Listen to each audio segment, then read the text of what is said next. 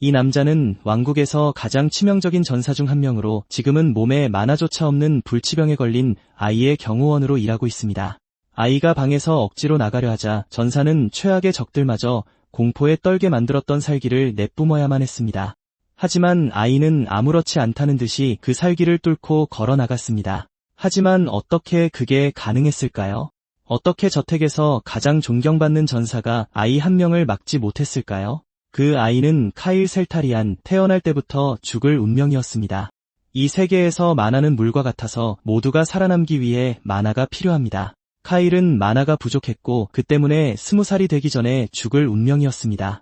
하지만 아무도 몰랐던 사실은 이 아이가 10년 동안 게임을 했던 랭킹 1위 플레이어의 환생이라는 것입니다. 그는 카일의 운명을 포함해 이 세계의 모든 비밀을 알고 있었습니다. 그는 자신이 병으로 죽는 게 아니라 자신의 형 아돌프가 일으킬 반란으로 인해 영지내의 몬스터에게 죽는다는 것을 알고 있습니다.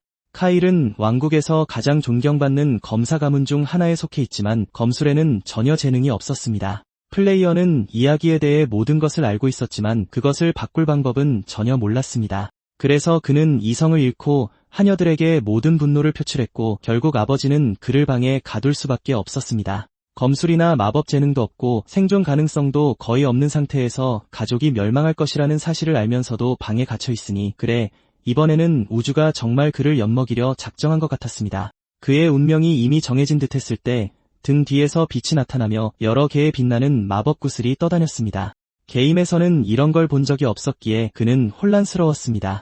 무엇을 해야 할지 몰라 손을 뻗어 구슬 중 하나를 만지자 수많은 시스템 알림이 뜨며 그의 게임 프로필이 나타났습니다. 그는 존재조차 몰랐던 재능들을 발견합니다.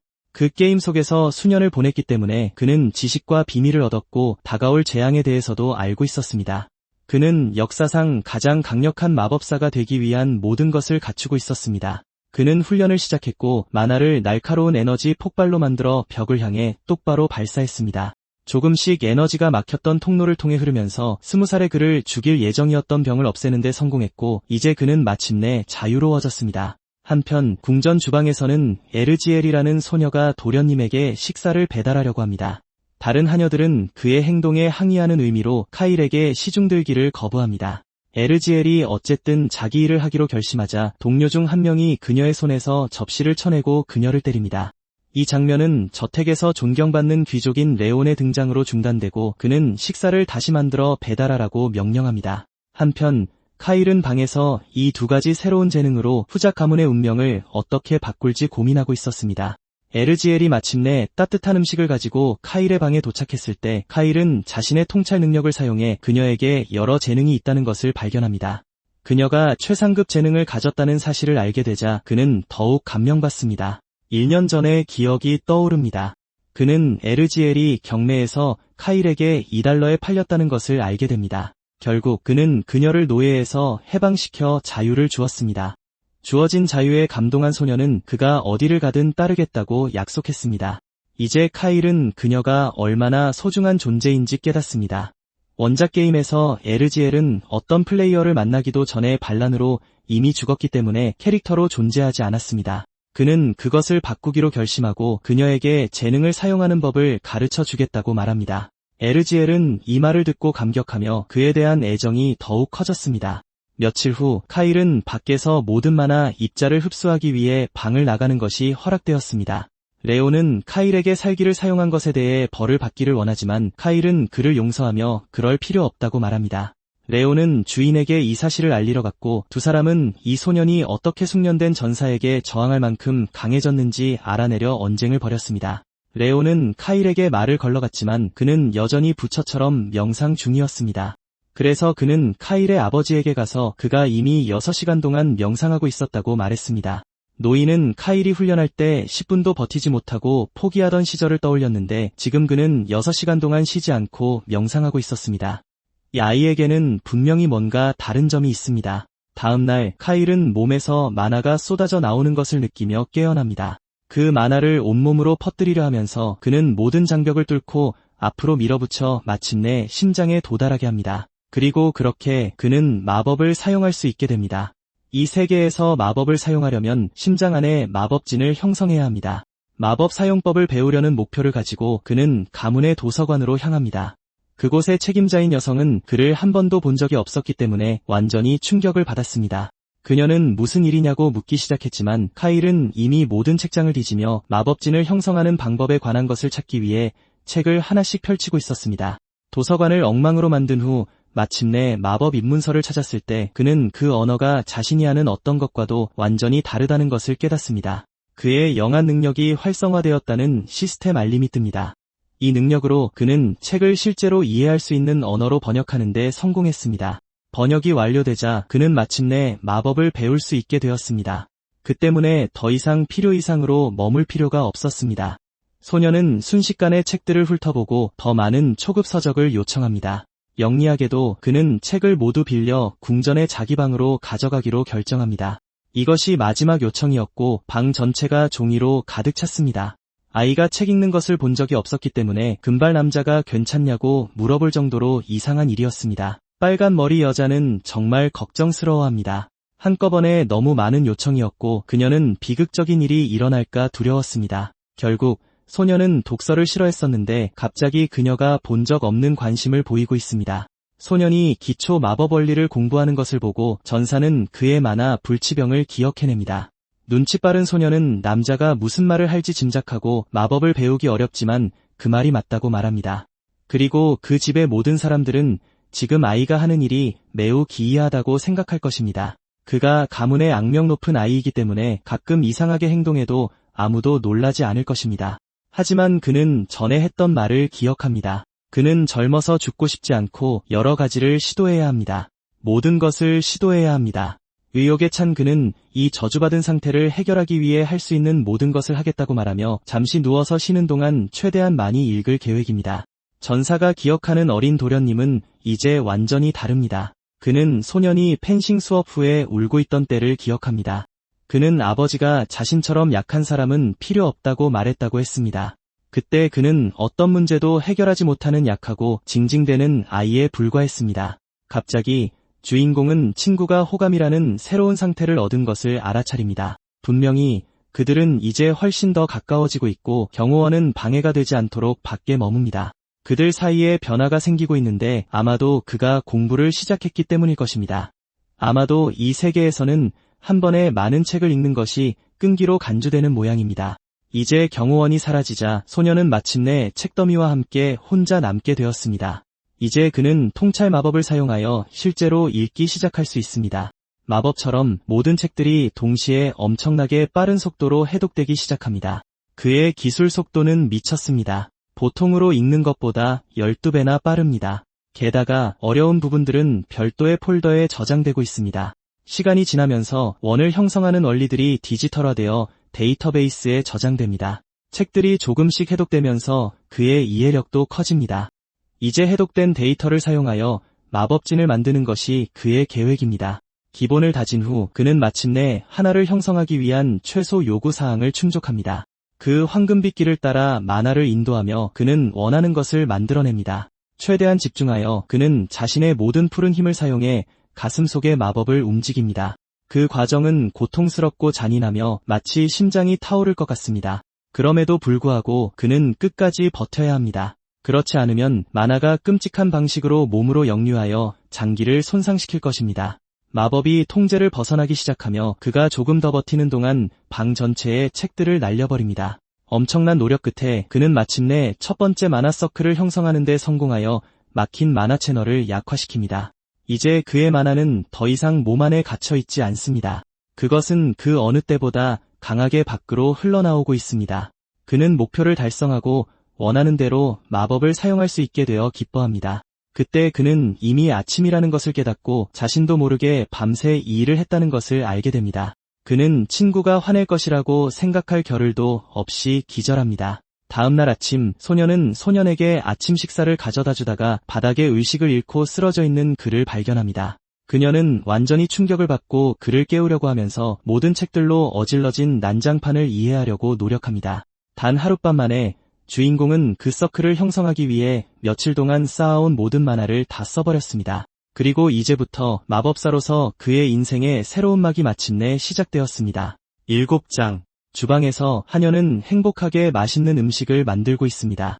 그녀가 그렇게 한 이유는 지난번에 칭찬을 받았고 그것이 주인을 기쁘게 했기 때문입니다. 이번에는 다른 소녀들이 도련님에게 요리를 배달하고 싶어 합니다. 그러다 갑자기 태도를 바꿔 소녀는 자신들의 책임이며 이제 주인의 성격이 훨씬 나아졌으니 원래 하브이로 돌아가야 한다고 말합니다. 소녀는 일에 불만이 있으면 주인공에게 직접 말하라고 합니다. 그들 모두를 무시하고 그녀는 아무 말도 남기지 않은 채 떠나갑니다. 그녀가 떠나기 전에 질투하는 사람이 그녀는 별 볼 일 없는 사람이라고 쏘아붙입니다. 침대로 돌아와 소녀는 양념된 고기 요리를 즐깁니다. 지난번 이후로 레시피가 수정되어 날마다 더 맛있어지고 있습니다. 매일 열심히 훈련하고 있기 때문에 그는 주방장에게서 다른 레시피도 배웠습니다. 게다가 소녀는 정령 마법이 어떻게 되어가고 있는지 알고 싶어 합니다. 시작하려면 그 마법 스타일의 입문서가 필요한데 소녀는 정말 똑똑합니다. 그녀는 이미 마법의 도움 없이 자료의 절반을 읽었습니다.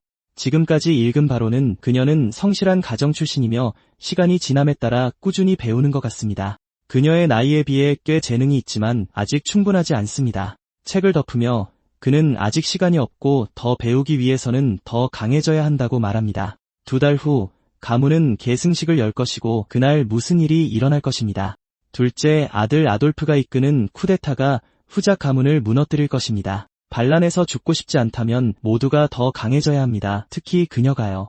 이제부터 그는 다른 사람이 주방일을 맡고 그녀는 공부에 더 집중하라고 명령하지만 그녀는 자신 외에 아무도 주인을 돌보고 시중드는 것을 원치 않기 때문에 두 가지 모두 열심히 하겠다고 말합니다. 많이 울면서 그녀는 다른 사람에게 맡기지 않고 계속할 수 있게 해달라고 간청합니다. 그것은 젊은 남자를 놀라게 하고 그는 그녀가 왜 그러는지 이해합니다. 그녀의 가족은 무너졌고 그녀는 하룻밤 사이에 귀족에서 노예가 되었습니다. 그녀는 다른 대륙에 있는 가족과도 연락이 끊겨 그들이 살았는지 죽었는지도 모릅니다. 그녀의 삶은 마침내 다시 안정되기 시작했고 정령 마법을 공부해야 한다는 것을 알았을 때 혼란스러워졌습니다. 그녀는 아마도 자기 일을 잘하지 못하면 저택에서 쫓겨날 것이라고 생각할 것입니다. 하지만 그는 그녀가 자신이 믿고 맡길 사람이라고 말하며 다시 한번 그녀를 안심시킵니다. 그는 아무도 버리지 않으며 항상 자기 사람들을 보호한다고 말합니다. 그리고 그는 정말 중요한 이유 없이 이것을 공부하라고 말하지 않았다고 약속합니다. 그녀의 기술은 매우 훌륭하고 세심해서 계속 열심히 일하면 수석하녀로 승진할 것입니다. 하지만 저택에는 언제든지 그녀를 대체할 수 있는 일꾼이 많기 때문에 이 기술을 훈련하면 어떻게 될지 궁금하지 않냐고 묻습니다. 그런 능력을 가진 마법사들은 전 세계 어디에서나 극도로 존경받고 매우 희귀합니다. 그녀가 공부하면 그녀는 놀라운 마법사가 될 것이고 모두가 그녀를 존경할 것입니다. 그리고 그때까지는 그 분야에서 그녀를 대체할 수 있는 NPC는 없을 것입니다. 믿을 수 없는 말처럼 들리고 그녀조차도 자신이 할 수 있을지 확신하지 못합니다. 그녀에게 필요한 책을 건네주며 남자는 그녀가 역대 최고가 될 것이라고 말합니다. 그녀는 포옹으로 선물을 받고 주인을 믿으며 모든 것을 바치기로 결심합니다. 이제 그들의 관계는 60으로 더욱 상승했습니다. 그 후 소녀는 주인의 개인 하녀로 임명되어 함께 공부할 수 있게 되었습니다. 소년의 개인적인 필요를 돌보는 동안 그녀는 개인실로 이사했습니다. 이제부터 그곳은 그녀가 평화롭게 공부하고 훈련할 수 있는 새로운 공간이 될 것입니다. 보안상 훨씬 낫고 다른 질투하는 소녀들을 걱정할 필요도 없습니다. 그녀는 이제 주인의 방과 훨씬 가까워졌기 때문에 그것을 좋아합니다. 두 사람은 함께 열심히 일하고 어떤 일이 있어도 살아남기로 결심합니다. 그녀가 방에서 공부하는 동안 그녀는 소년이 정원을 산책하는 것을 지켜보곤 했습니다. 두 사람이 만날 때마다 서로에게 더 큰 애정을 느끼게 되었고 관계는 더욱 좋아졌습니다. 나중에 전사는 긴급한 소식을 듣게 됩니다. 알고 보니 그것은 동생이 변했다는 것을 알게 된 위대한 영주 아돌프에 관한 것이었습니다. 그는 최근에 훨씬 강해졌고 매일 훈련하고 있습니다. 마법 연구에 집중하는 것 외에도 그의 성격도 많이 개선되어 더 이상 짜증나게 굴지 않습니다. 동생이 마침내 성숙했다는 것을 깨닫고 그는 형으로서 잠시 방문해야겠다고 생각합니다. 8장. 소년의 아침 산책에는 항상 친구를 만나는 순간이 포함됩니다. 이번에는 그는 눈에 띄지 않는 곳으로 갈 계획입니다. 그는 마법 실험을 수행하기 위한 것이라고 말합니다. 그들은 왕국 영토 밖 빽빽한 나무들로 숨겨진 곳으로 향합니다. 그가 훈련하는 동안 그의 친구는 비밀이 새어나가지 않도록 아무도 가까이 오지 못하게 해야 합니다. 금발 남자는 친구가 그 병을 앓고 훈련해서는 안 된다고 걱정하지만 현재의 영주 카일은 완전히 다르며 실제로 에너지를 제어할 수 있습니다.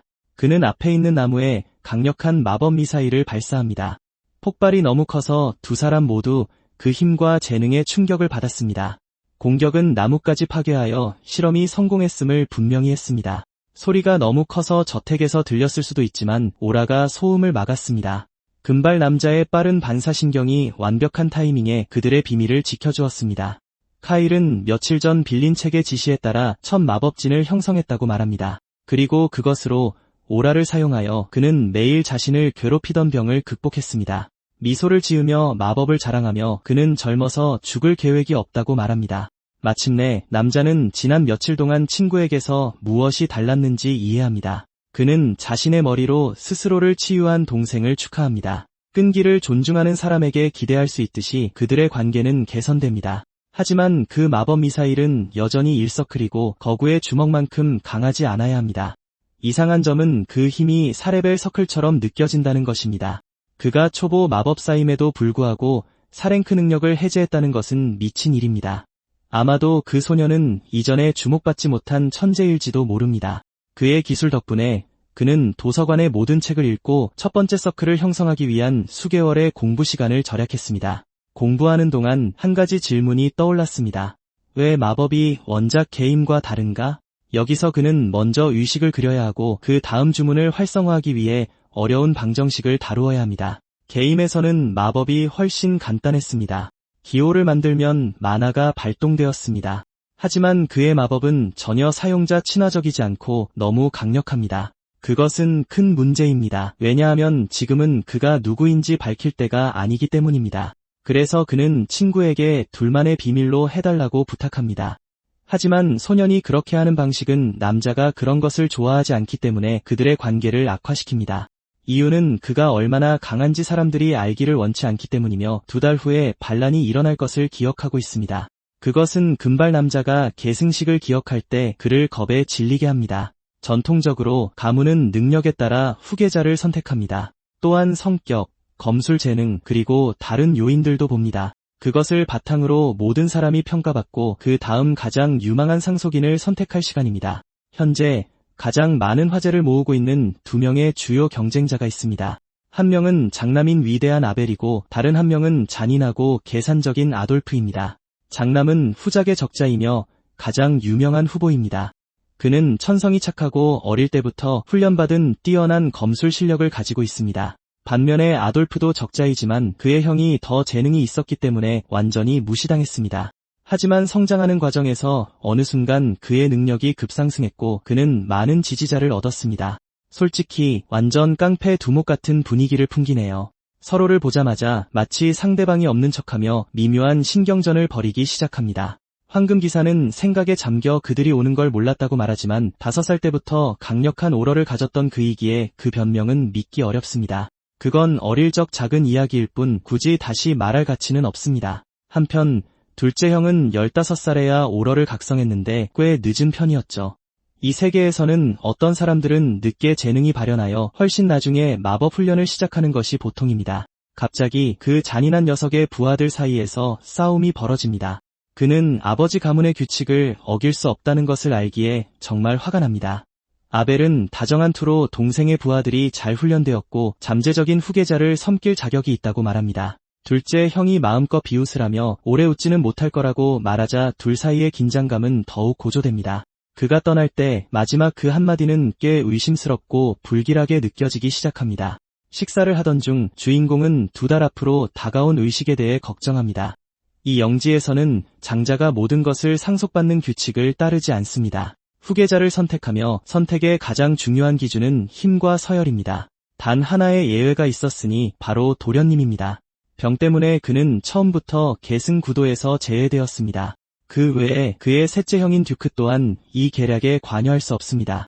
그래서 지금은 기본적으로 형들인 아벨과 아돌프의 싸움입니다. 의식까지 시간이 얼마 남지 않았고 그 전까지는 어떤 큰 움직임도 보일 수 없을 겁니다. 그리고 주인공의 힘이 발각되면 무슨 일이 일어날지 알 수 없습니다. 미래에 있을 수 있는 반응은 단 2가지뿐입니다. 그를 아군으로 만들려 하거나 아니면 가능한 한 빨리 짓밟으려 할 것입니다. 극단적이지만 역사적으로 계승 다툼 중에는 피바람이 불었습니다. 게임의 설정에 따르면 둘째 형은 분명 주인공을 제거하려 할 것입니다. 그리고 처음부터 그는 자신이 지배하기 위해 온 가족을 쓸어버릴 계획이었습니다.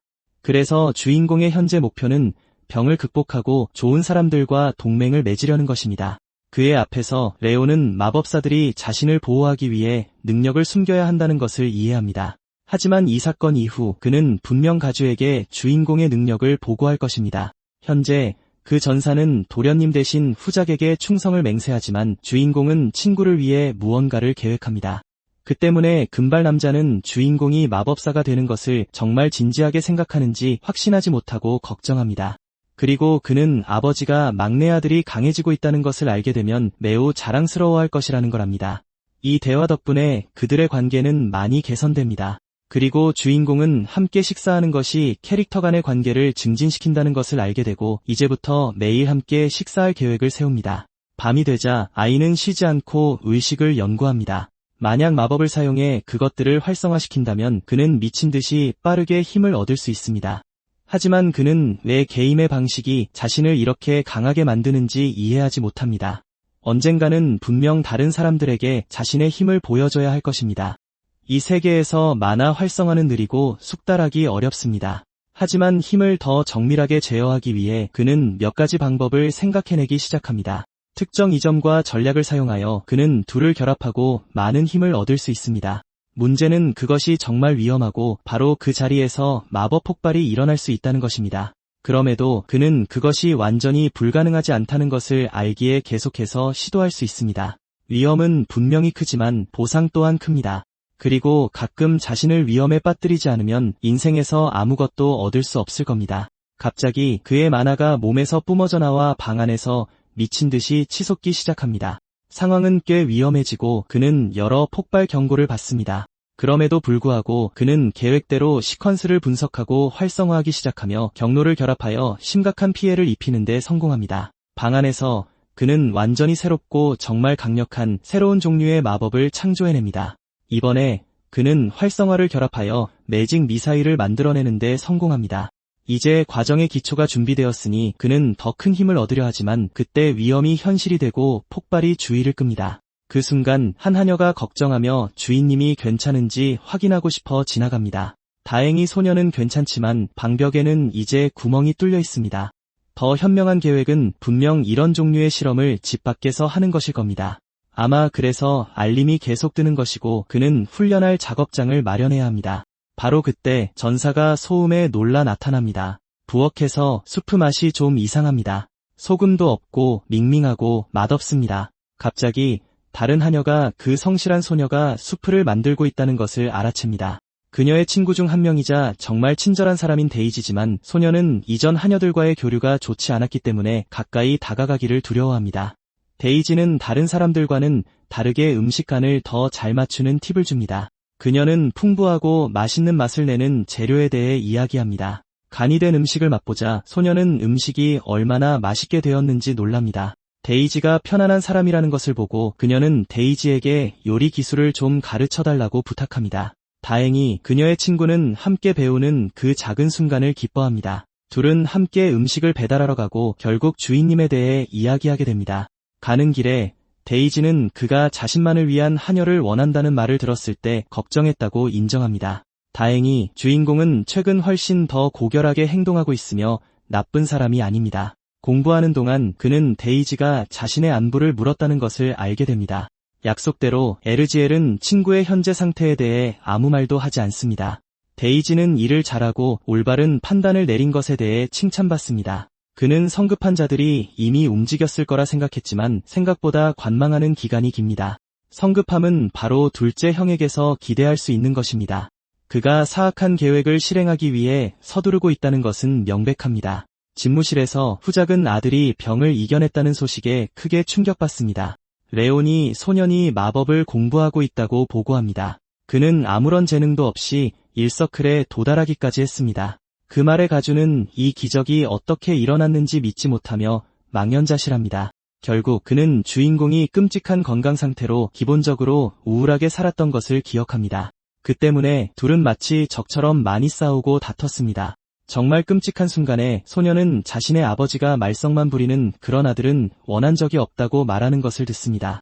그 남자가 홧김에 그런 말을 한 것을 분명히 후회하고 있다는 것을 알 수 있습니다. 그 병을 극복하려면 마법에 대한 비정상적인 재능이 필요한데 그런 것은 5살 때나 나타납니다.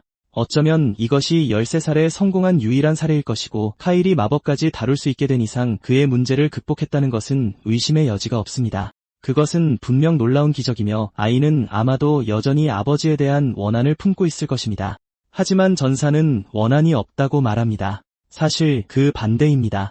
소녀는 기본적으로 집에 갇혀 지내기 때문에 가주와 직접 이야기하고 싶고 후작의 외출 허가를 원하며 아버지가 자신이 1대1로 만나고 싶어 한다는 것을 알도록 주장하기까지 했습니다. 그것으로부터 남자는 지금 그들 사이에 어떤 원망도 있을 수 없다고 결론 내립니다. 그 말에 절망했던 아버지는 마침내 아들을 만날 수 있다는 생각에 기운을 차립니다. 바로 그때 소년이 후작을 만나기 위해 멋지게 차려입고 나타납니다. 제11장. 그는 대대로 괴물들로부터 국경을 지켜온 명망 높은 검사 가문의 가주입니다. 대륙 전체에 단 5명뿐인 소드 마스터 중 한 명이자 마지막으로 가장 중요한 것은 주인공의 아버지라는 점입니다. 그에게 가까이 다가가자 뚜렷한 이유 없이 소년의 손이 떨리기 시작하지만 그의 몸은 여전히 예전에 느꼈던 원망과 두려움을 기억하고 있습니다. 그는 검술 훈련을 하던 시절 너무 약해서 목검조차 들지 못해 계속해서 꾸중을 듣고 다퉜던 것을 기억합니다. 너무 무거웠습니다. 그렇게 약한 아이를 가져본 적이 없는 검사 가문에게는 실망스러운 일이었습니다. 오랫동안 그는 검을 쓸 수 없어 자신이 쓸모없다고 느꼈고 버림받을 것이라 생각했습니다. 그 모든 감정들이 한꺼번에 기억나면서 주인공에게 큰 충격을 줍니다. 그 기억은 이 몸의 원래 주인 왕자의 것입니다. 하지만 그들의 영혼이 서로 얽히면서 감정도 연결되었습니다. 다행히 지금 통제권을 가진 사람은 예전의 그 겁쟁이가 아닙니다. 왜냐하면 소년이기도 하지만 그는 현실에서는 성인인 이이기도 하기 때문입니다. 그의 임무는 카일 셀타리안이 존중받을 자격이 있음을 증명하는 것입니다. 마침내 둘은 만나고 이상한 침묵이 흐릅니다. 아무래도 주인공은 그 만남에서 아버지에게 하고 싶은 말이 있었던 것 같습니다. 규칙은 명확했습니다. 그는 허락 없이 방을 나갈 수 없었습니다. 최근에 공부를 해왔기 때문에 도서관에 가는 것은 허락되었지만 문제를 일으켜서는 안 됐습니다. 주인공은 이전에 일어났던 모든 문제들을 고려할 때 아버지를 전혀 신뢰하지 않습니다. 그럼에도 불구하고 그의 아버지는 대륙에서 가장 강력한 남자 중 한 명이자 무서운 상대입니다. 상황은 어렵고 유일한 선택지는 정면 협상을 통해 해결하는 것입니다. 과거에는 화를 내고 쏘아붙였겠지만 지금은 훨씬 더 성숙해 보입니다. 그는 이미 아버지에게 충분한 골칫거리를 안겨주었고 그의 과거가 그를 짓누르고 있습니다. 그래서 그는 진지하게 생각하고 있으며 이제 바뀔 기회가 생겼습니다. 수년간의 싸움 끝에 소녀는 마침내 자신의 행동에 대해 사과합니다. 게다가 영리한 아이는 후작과 거래를 하려고도 합니다. 이전에 병약했던 아이가 자신을 파괴하던 병을 이겨냈다는 것은 모두가 이미 알고 있습니다. 그것은 엄청난 기적입니다. 이런 판타지 세계에서조차 믿기 어렵습니다. 주인공의 힘은 특이하며 그는 여러 서클을 섞습니다. 그는 자신이 1서클 마법사임을 증명하기 위해 화염구를 만들어냅니다. 전사의 이야기를 듣고도 아버지는 여전히 믿지 않았습니다. 하지만 자신의 눈으로 직접 보는 순간 모든 것이 바뀝니다. 그는 너무 강해져서 실제로 혈관을 흐르는 만화를 느낄 수 있고 점점 더 강해지고 있습니다. 그 병을 이겨낸 마법사들은 엄청난 잠재력을 가지고 있다는 것을 알 겁니다. 이 세계에서 강력한 마법사 한 명은 기사단 전체와 같은 가치를 지닙니다. 그리고 그의 가문이 검사로 유명하지만 최전선에 강력한 마법사가 있는 것 또한 큰 이점이 될 것입니다. 만약 가문이 이 계획을 지지한다면 모두가 그 능력들로부터 이익을 얻을 수 있습니다. 정예 검사와 뛰어난 마법사를 결합한 군대는 대륙의 그 어떤 것보다도 강력할 것입니다. 이 거래는 가문에게 그리고 당연히 아이에게도 이익이 됩니다. 그의 재능은 투자하고 발전시킬 가치가 있습니다. 인생에서는 이기는 것이 전부이며 오마르카에는 이익과 명예를 무엇보다 중요시합니다. 가족의 카드를 쓰려는 시도는 통하지 않을 것이며 그는 가문의 이익을 위해 냉혈한 결정을 내릴 수 있는 인물입니다. 하지만 그들의 이해관계가 일치한다면 불안정한 관계라도 협력으로 바뀔 수 있습니다. 이제 두 명의 똑똑한 성인 사이에서 일이 해결될 것입니다. 노인은 그 소년이 정말로 예전에 알던 아들인지조차 구별할 수 없습니다. 왜냐하면 그는 더 이상 아이처럼 행동하지 않기 때문입니다. 그는 어른이 된 것 같아서 자신의 희귀한 재능에 투자해달라고 요청했습니다. 협상은 매우 순조롭게 진행되었습니다. 그는 상대방이 원하는 것을 정확히 파악하고 그것을 이용해 협상했습니다. 그는 자신의 힘과 권위를 이용해 정확히 원하는 것을 얻었습니다. 책을 태우던 아이가 이렇게 말하는 것을 보니 기가 막힙니다. 한때 가문의 실망거리로 여겨졌던 아이가 성장하고 발전했습니다. 이제 그가 가치 있다고 여겨지자 그들은 그의 연구를 위해 마법석과 함께 자금을 제공할 것입니다. 하지만 진지하게 그는 자신을 증명하고 아버지를 실망시켜서는 안 됩니다. 며칠이 지나고 그의 친구들이 방으로 찾아옵니다. 모든 것이 훨씬 더 호화로워졌고 마법사를 위한 개인 작업실도 생겼습니다. 내부는 벽에 마법 장벽으로 강화되었습니다. 게다가 그곳에는 온갖 종류의 도구, 무략, 유물들이 구비되어 있습니다. 전사는 엄청난 돈이 들었을 것이기에 깜짝 놀랍니다. 다행히 그의 사랑하는 아버지는 마지막 한 푼까지 기꺼이 지불했습니다. 그 심술궂은 남자가 자기 아들의 매력에 넘어갔다는 것은 예상 밖입니다. 에르지엘도 방 안에서 정령 마법을 자유롭게 쓰기 어렵기 때문에 놀랍니다. 그래서 그녀의 친구가 그것을 위한 별도의 공간을 마련해 주었습니다. 그곳은 그녀가 자유롭게 연습할 수 있도록 방진 장치가 설치되었고 주인공은 그녀가 미래의 단순한 하녀가 아니라 전례 없는 정령 마법사로서 그의 오른팔이 되기를 원하기 때문에 그녀는 공부하고 싶을 때 언제든지 작업실을 사용할 수 있습니다. 이미 쉬지 않고 매일 일하는 그녀는 그 말에 많이 웁니다. 그녀의 목표는 할 수 있는 모든 것을 배우고 쓸모있는 사람이 되는 것입니다. 그들의 관계는 더욱 강해지고 모든 것이 괜찮아 보입니다. 갑자기 몇 개의 돌이 빛나기 시작하며 소녀의 주의를 끕니다. 정령진이 반응하며 통제 불능 상태로 보입니다. 의식에서 이상한 빛이 나와 불완전한 정령을 형성하는데 솔직히 정말 귀엽습니다. 그것은 우연히 자신을 끌어들인 하녀와 즉시 친구가 됩니다. 그녀가 작업실 근처를 걷는 것만으로 실수로 그것을 소환한 것 같습니다. 그 작은 마스코트는 소녀의 재능과 정말 잘 어울립니다. 이 기술은 다른 종류의 마법을 필요로 하기 때문에 놀랍습니다. 그녀의 감정이 아마도 정령석이 반응하여 그 마스코트를 만드는데 도움을 주었을 겁니다. 돌들은 막 사온 것이었는데 이제 즉시 다 써버렸습니다. 소녀는 이야기 초반에 이런 일이 일어날 것이라고는 전혀 예상하지 못했습니다. 게다가 이 존재는 수준이 높아서 통찰력으로 식별할 수 없습니다. 비록 작지만 그 힘이 너무 높아 인간의 능력으로는 읽을 수 없습니다. 그것의 이름은 애쉬이며 고대의 빛의 정령인 것 같습니다. 그 말에 소녀는 충격을 받습니다. 그는 그 귀여운 작은 것이 그렇게 강력할 줄은 예상하지 못했습니다. 상위 정령은 기본적으로 존재하는 최고 등급이며 소환하기 가장 어려운 존재 중 일부입니다.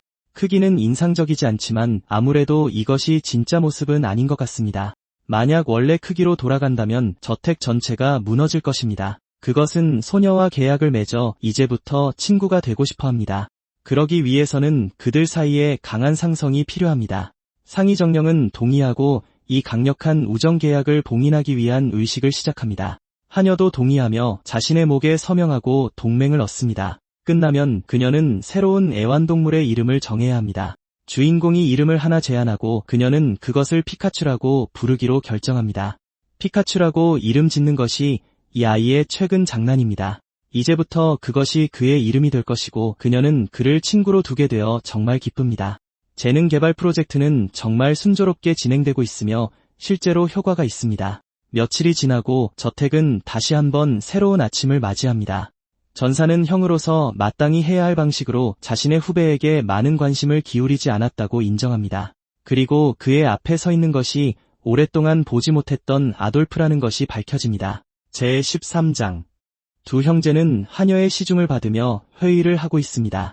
깡패 두목은 그 소녀를 알아봅니다.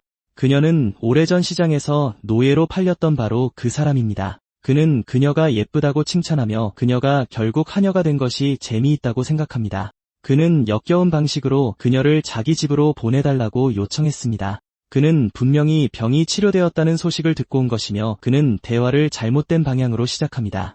하지만 주인공은 그녀를 그곳에 남겨두고 싶지 않아 대신 다른 사람을 선택할 수 있는지 묻습니다.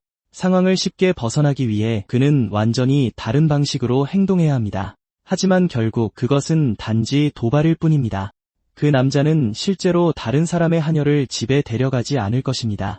그럼에도 소녀는 아직 관계를 망칠 여유가 없기 때문에 당분간은 굴복해야 한다는 것을 깨닫습니다.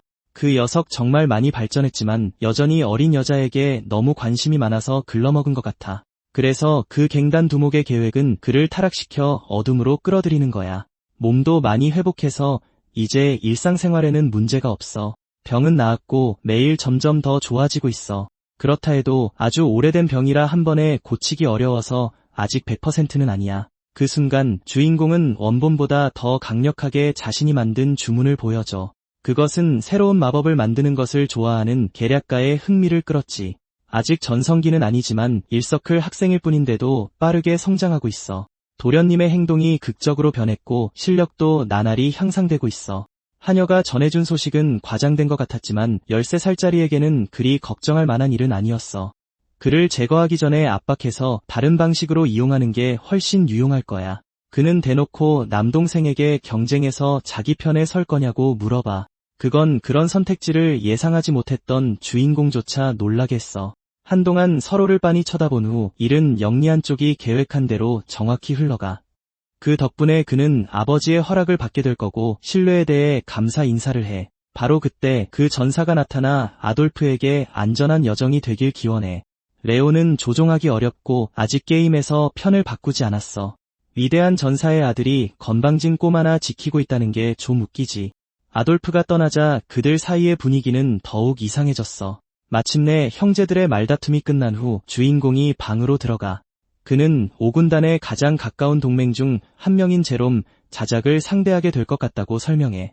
그의 친구는 이것이 그의 첫 충성 임무가 될 것이라는 말에 충격을 받아. 그는 그를 혼자 보내고 싶지 않아서 토벌대에 함께 가겠다고 제안하지만 그건 범죄 조직 두목의 신뢰를 얻기 위한 전략의 일부라서 아버지의 동맹을 데려갈 수는 없어. 이건 분명 실전에서 주인공이 얼마나 유용한지 시험하기 위한 함정이야. 다행히 이제부터는 자신이 만든 마법으로 자신을 보호할 수 있어. 그럼에도 불구하고 그는 자신의 모든 마법 잠재력을 사용하지 않기로 결심해. 그리고 그는 멀리 떨어진 숲속의 정착지에 대해 물어봐. 영지 남쪽에는 몬스터 군락이 있어. 정기적으로 후작은 그 적들을 진압하기 위해 병사들을 보내. 이번에 카일 도련님은 임무를 떠날 준비가 된 완벽한 마법사처럼 보여. 마침내 한 남자가 말에서 내리는데 바로 제롬 자작이야. 그는 범죄 조직 두목의 동맹이며 이번 임무에서 주인공과 같은 팀이 될 거야. 첫 실전이기 때문에 그는 정말 조심해야 하고 필요할 때 보호받아야 해. 그들의 관계는 꽤 나쁘고 그 남자는 분명히 호의로 이 일을 하는 것뿐이야. 그럼에도 불구하고 그들은 별말 없이 출발해. 자작의 명령은 소년을 지켜보며 전투 실력을 판단하는 것이지만 그는 몸에 위험한 병을 앓고 있는 그런 약골이 뭘 할 수 있을 거라 믿지 않아. 전투 중에 소년은 눈앞의 고블린들에게 번개 마법을 쏴. 명중은 완벽했어. 단 한 방으로 무리 전체를 쓸어버리기에 충분했지. 그것은 팀에 깊은 인상을 주었고 결국 모두가 꽤 만족하며 분위기를 좋게 만들었어. 임무는 빠르게 마무리되었고 영웅 덕분에 오랜만에 가장 쉬운 토벌이었어. 그는 전에 이렇게 쉬운 걸 본 적이 없었고 그의 평판은 90레벨까지 빠르게 치솟았어. 물론 아돌프 도련님은 남동생이 얼마나 잘했는지 들으면 정말 기뻐할 거야. 이제 계획은 그가 염두에 둔 다음 단계로 넘어가는 거야. 14장. 캠프로 돌아와 모두가 그 꼬마 덕분에 승리를 축하하고 있어. 그는 순진하게도 그리 인상적인 일을 한 게 없으니 칭찬받을 자격이 없다고 말해. 병사들은 도련님을 완전히 오해했다는 것을 인정하고 그의 실력을 칭찬하기 시작해. 게다가 전투도 잘하는데 야영지 음식에 대해 불평도 하지 않았어. 나이보다 훨씬 성숙해 보여.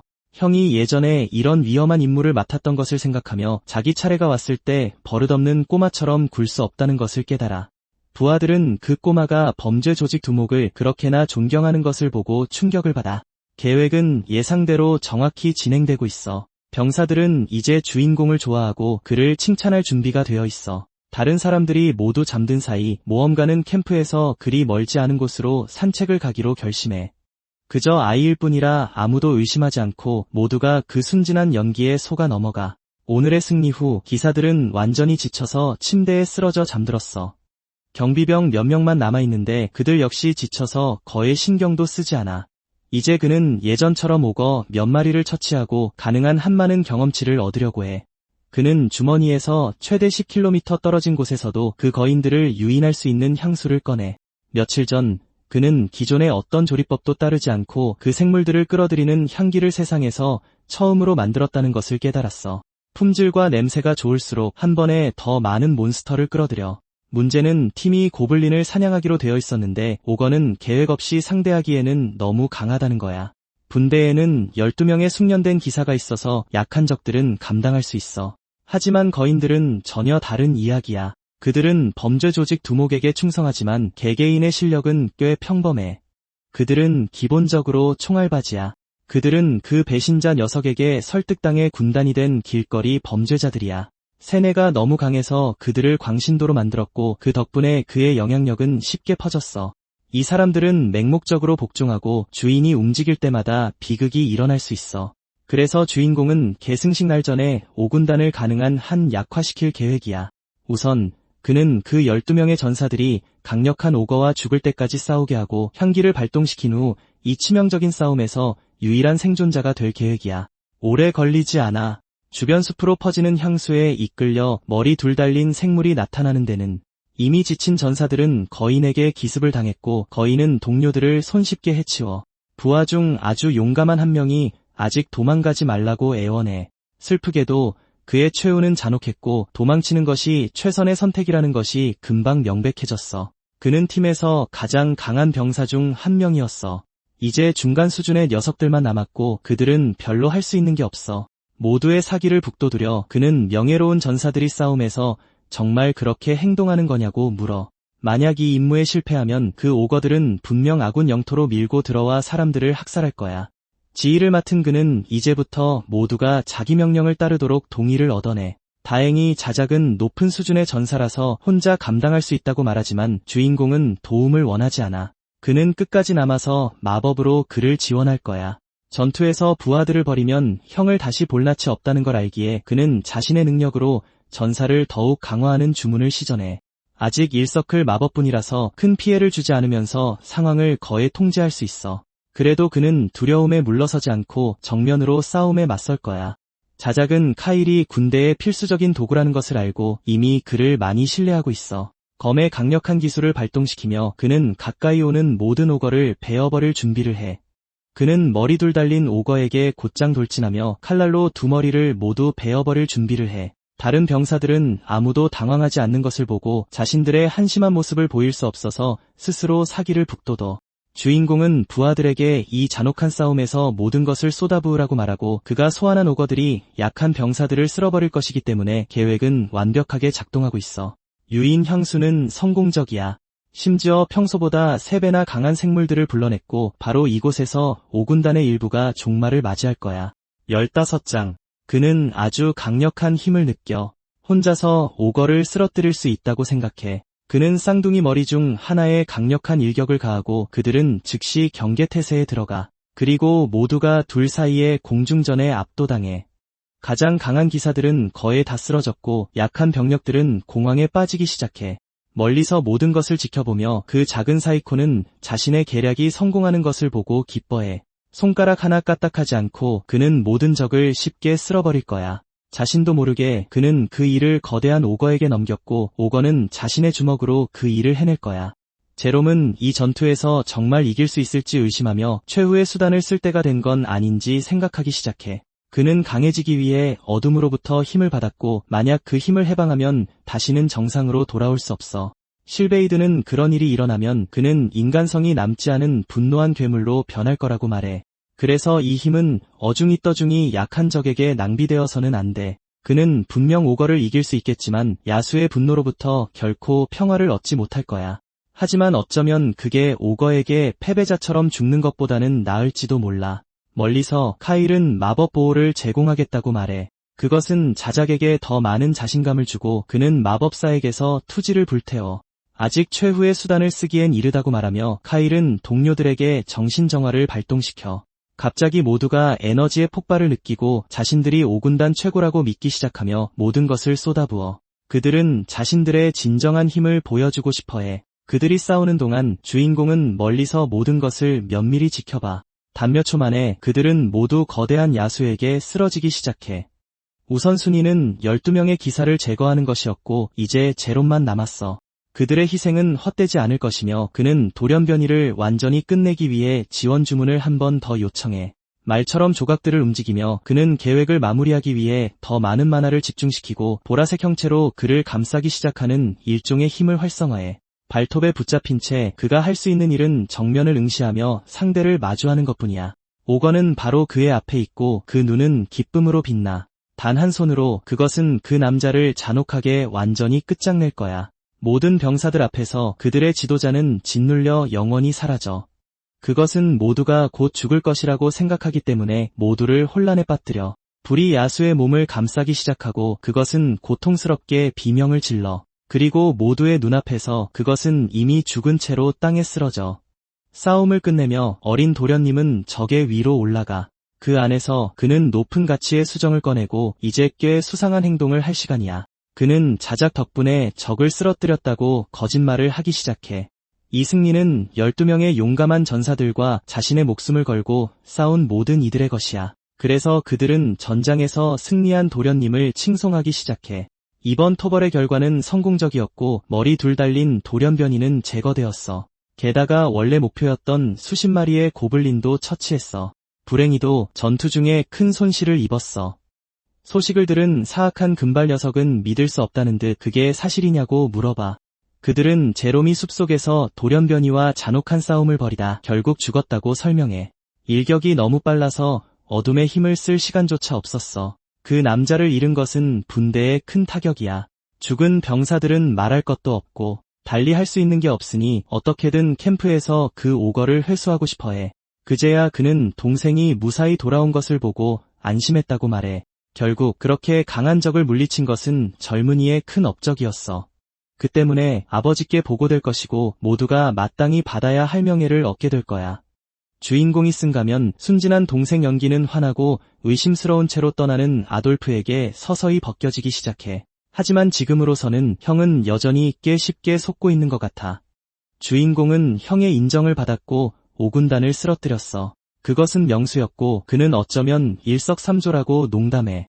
그 전사는 도움 없이 혼자서도 돌연변이를 쓰러뜨릴 수 있으니 별거 아니야. 그리고 농담조로 처음에는 약하게 보이려고 했을 뿐이라고 말해. 아벨에게는 아무 말도 하지 않고 정말로 사악한 형의 편에 더 가까워지고 싶어 하는 것 같아. 이 모든 것이 계획의 일부이며 미래에는 그가 인정받고 사람들이 그를 찾아올 거야. 며칠 후 가문의 회의실에서 회의가 열려. 그 회의에서 그들은 원정 결과를 검토하고 전리품을 어떻게 나눌지 결정할 거야. 또한 그 젊은이의 공헌이 그 내부 집단에서 처음으로 논의될 거야. 그리고 반대 의견이 있는 사람은 누구든 자유롭게 말할 수 있어. 남작 중 한 명은 예전에 그 아이가 그저 약한 아무것도 아닌 존재였기 때문에 이건 과하다고 생각해. 어색하게 그는 소년을 좋아하지만 정말 속마음을 말해야 할지 확신이 서지 않는다고 말해. 알고 보니 그 아이는 아직 일서클 마법사일 뿐 기본적으로 초심자야. 그럼에도 불구하고 남작은 그가 참여하고 살아 돌아왔다는 이유만으로 그의 업적 대부분이 과장되고 있다고 생각해. 그리고 그는 주인공이 하룻밤 사이에 갑자기 성숙해졌다는 것을 믿기 어렵다고 말하며 마무리해. 그는 모두에게 그 아이가 이전에 일으켰던 모든 문제를 상기시켜. 과거에 카일은 사람들이 면전에서 자신을 험담할 때 그저 웃을 수밖에 없었어. 분명히 남작들은 그런 판단을 내리기 전에 진짜 늑대를 마주한 적이 없어. 홀에 도착했을 때 주인공은 보이는 것만큼 쉽지 않으며 직접 눈으로 봐야 한다고 말해. 동생을 변호하며 아벨은 강한 기사들조차 머리 둘 달린 생물을 쓰러뜨리기 어려울 것이라고 말해. 어떤 사람들은 기사들이 아이를 보호하기 위해 목숨을 바쳤기 때문에 그런 일이 일어났을 뿐이라고 반박해. 그래도 마지막 일격은 카일의 것이었고 이는 살아남은 목격자들에 의해 확인된 사실이야. 이전과 달리 소녀는 이제 마법 공부에 집중하고 있으니 남작은 개인적인 감정을 제쳐두어야 해. 화가 난 아돌프는 그 남자에게 모든 것을 망치려 들지 말라고 말해. 여전히 동생을 지지하며 그는 그를 위협하고 선을 넘지 말라고 말해. 갑자기 그가 진정한 가치를 보이기 시작하자 모두가 그 아이를 변호하고 싶어 하는 것 같아. 그 순간 사악한 형은 카일의 보상에 거액의 돈이 포함되어야 한다고 동의해. 결국 그 전사는 아이의 치열한 싸움을 보았고 그가 한 일에 대해 의심의 여지가 없어. 그 때문에 그는 자유를 얻었고 마침내 본관에 출입하고 외출할 수 있게 돼. 하지만 돌연변이 전리품은 여전히 공원도에 따라 분배될 것이고 소녀는 아무것도 받지 못할 거야. 회의가 끝날 무렵 주인공은 자신이 한 모든 일에도 불구하고 왜 아무것도 받지 못하는지 이해하지 못해. 그래서 그는 전혀 문제를 일으키지 않았는데 왜 이런 일이 일어나는지 아버지에게 물으러 가지만 그 노인은 예리해. 그는 아이가 오거의 심장을 보상으로 챙겼다는 것을 알고 있어. 무슨 말을 해야 할지 몰라 주인공은 적어도 집을 나가는 것을 허락해준 것에 대해 감사 인사를 해. 바로 그때 갱단 두목이 소년과 이야기하고 싶다며 나타나. 그는 약속을 지켜 아버지에게 아이의 공적에 대해 말했고 미래의 아이가 자신이 얼마나 신경 쓰는지 기억해 주길 바란다고 말해. 멀리서 아벨은 남동생에게 신경 쓴 지 오래되었다고 생각하며 언젠가 그와 이야기하고 싶어해. 문제는 그 시간이 이미 왔다는 것이고 그는 그것이 아버지조차 이해하지 못하는 미지의 능력이라고 말해. 그것은 주인공을 갑자기 그가 왜 아무 이유 없이 비밀을 털어놓는지 혼란스럽게 해. 조금 전 회의가 끝난 후 아벨이 나타나 남동생을 칭찬해. 그는 아이가 전투를 정말 잘 처리했고 이제 가문에서 존경받는 마법사가 되었다고 말해. 그리고 그는 나중에 시간이 있으면 같이 식사할 수 있는지 물어봐. 그는 수번정 중에 무슨 일이 있었는지 자세한 내용을 듣기 위해 작은 모임을 갖고 싶다고 설명하지만 소녀는 그 전사가 자신의 업적에 대해 묻는데 어떤 숨겨진 이유가 있다고 의심해. 그리고 곧바로 그는 뚜렷한 이유 없이 아버지조차 몰랐던 비밀들을 밝히기 시작해.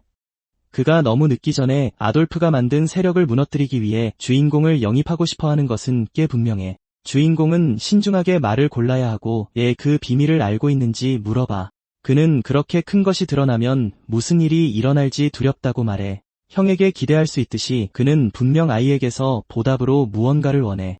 하지만 솔직하게 어린아이는 자신이 둘째 형편이 아니라고 말해. 그래도 그것이 그가 좋은 편에 합류할 계획이라는 의미는 아니야. 시간이 흐르고 우리는 아돌프가 그의 어둠의 힘을 총동원하는 것을 보게 돼. 그는 마침내 형이 카일과도 잠시 이야기를 나누러 갔다는 것을 알게 돼. 그것은 범죄 조직 두목을 화나게 하는데 왜냐하면 그가 먼저 아이의 재능을 발견했고 그 우위를 잃고 싶지 않기 때문이야. 그리고 만약 주인공이 편을 바꾸면 아돌프는 그가 적이 되게 하느니 차라리 독살할 거야. 분명히 그런 일이 생길 경우를 대비해 하녀가 저택에 있는 이유야. 다시 가족 이야기로 돌아와서 아벨은 막내가 왜 그렇게 행동했는지 알고 싶어해요. 솔직히 주인공은 형이 정말 친절해서 당황스럽다고 말해요. 능력을 발동해도 레벨이 너무 높아서 캐릭터에 대해 많이 볼 수 없어요. 유일하게 나쁜 점은 호감도가 전혀 없는 중립관계라는 거예요. 그는 착한 금발 남자 앞에서 계속 이상하게 행동하고 남자는 어떻게 반응해야 할지 몰라 하자 주인공이 사과해요. 형이었지만 이전에는 동생을 돌볼 시간이 전혀 없었어요. 그래도 주인공은 그를 용서해요. 자신이 완전 재수없게 굴어서 아무도 좋아하지 않았으니까요.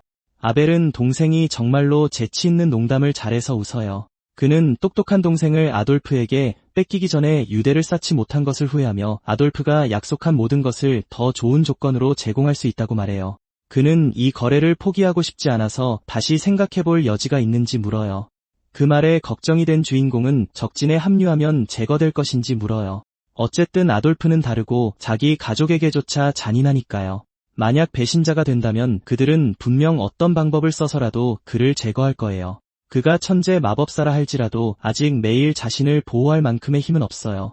가족 중 누군가가 아벨에게 아돌프에 대해 이렇게 깊이 꿰뚫어 본 것은 처음이에요. 재밌는 건 아벨이 그 평가에 동의하지 않는다는 말이 없다는 거예요. 그는 심지어 침묵하고 그건 주인공이 자신의 쓸모없는 기술이 아주 좋은 직감이라고 말했던 대화의 시작으로 돌아가게 해요. 어릴 때부터 끔찍한 일이 일어나기 직전에는 항상 나쁜 예감이 들었어요. 그리고 그 직감을 따를 때마다 위험한 상황을 피할 수 있었어요. 계승식이 매일 가까워지면서 그 감정은 점점 더 강해지고 있어요. 특히 사악한 형 주변에서요. 그 기술은 주인공의 직감처럼 일종의 예지력 같아요. 그리고 그 소년의 몸에 들어온 후 그는 분명히 이전에는 없던 재능을 갖게 됐어요. 그 때문에 다른 NPC들도 예전에는 일어나지 않았던 시스템 변화를 겪고 있어요. 그렇다 해도 아돌프는 가족이고 후작의 두 번째 직계 상속자라서 선을 넘을 수는 없어요. 하지만 주인공이 여기 있는 이유는 정말 나쁜 예감이 들어서고 지금까지 비밀로 해왔어요. 그는 자신의 직감을 믿고 만약 아돌프가 후작이 되면 가문은 끝장나고 어린 도련님을 포함해 아무도 안전하지 못할 거라는 걸 알아요. 그래서 그의 계획은 적진에 합류해서 그들의 신뢰를 얻으면서 모든 것을 가까이서 지켜보는 거예요. 작전이 끝날 때 뒤에서 가진 모든 것으로 그들을 공격하자는 생각이죠. 그리고 착한 형이 도와준다면 일은 훨씬 더 순조롭게 진행되고 성공 확률도 훨씬 높아질 거예요. 형으로서 아벨은 동생의 이런 확고한 제안을 거절할 수 없었고 그를 돕겠다고 말해요. 하지만 먼저 주인공은 임무를 시작하기 위해 작은 부탁을 하고 싶어 해요. 18장. 며칠 전 그들은 백금화 한 자루를 발견했는데 기본적으로 몇 달치 월급에 해당해요. 금발 남자는 그 모든 돈이 갑자기 어디서 났는지 궁금해해요. 하지만 사실 주인공은 돈을 빌려준 아벨 덕분에 얻은 거예요. 잘생긴 데다 돈도 많아서 계획을 듣자마자 임무에 자금을 대줘요. 그리고 형이 그렇게 관대했다는 걸 아무도 몰랐기 때문에 좀 놀라워요. 이 개인 통신기를 사용하면 같은 장소에 있지 않아도 대화할 수 있을 거예요. 이런 건 너무 비싸서 단 하나 가격으로 정원이 딸린 저택을 살 수 있을 정도예요.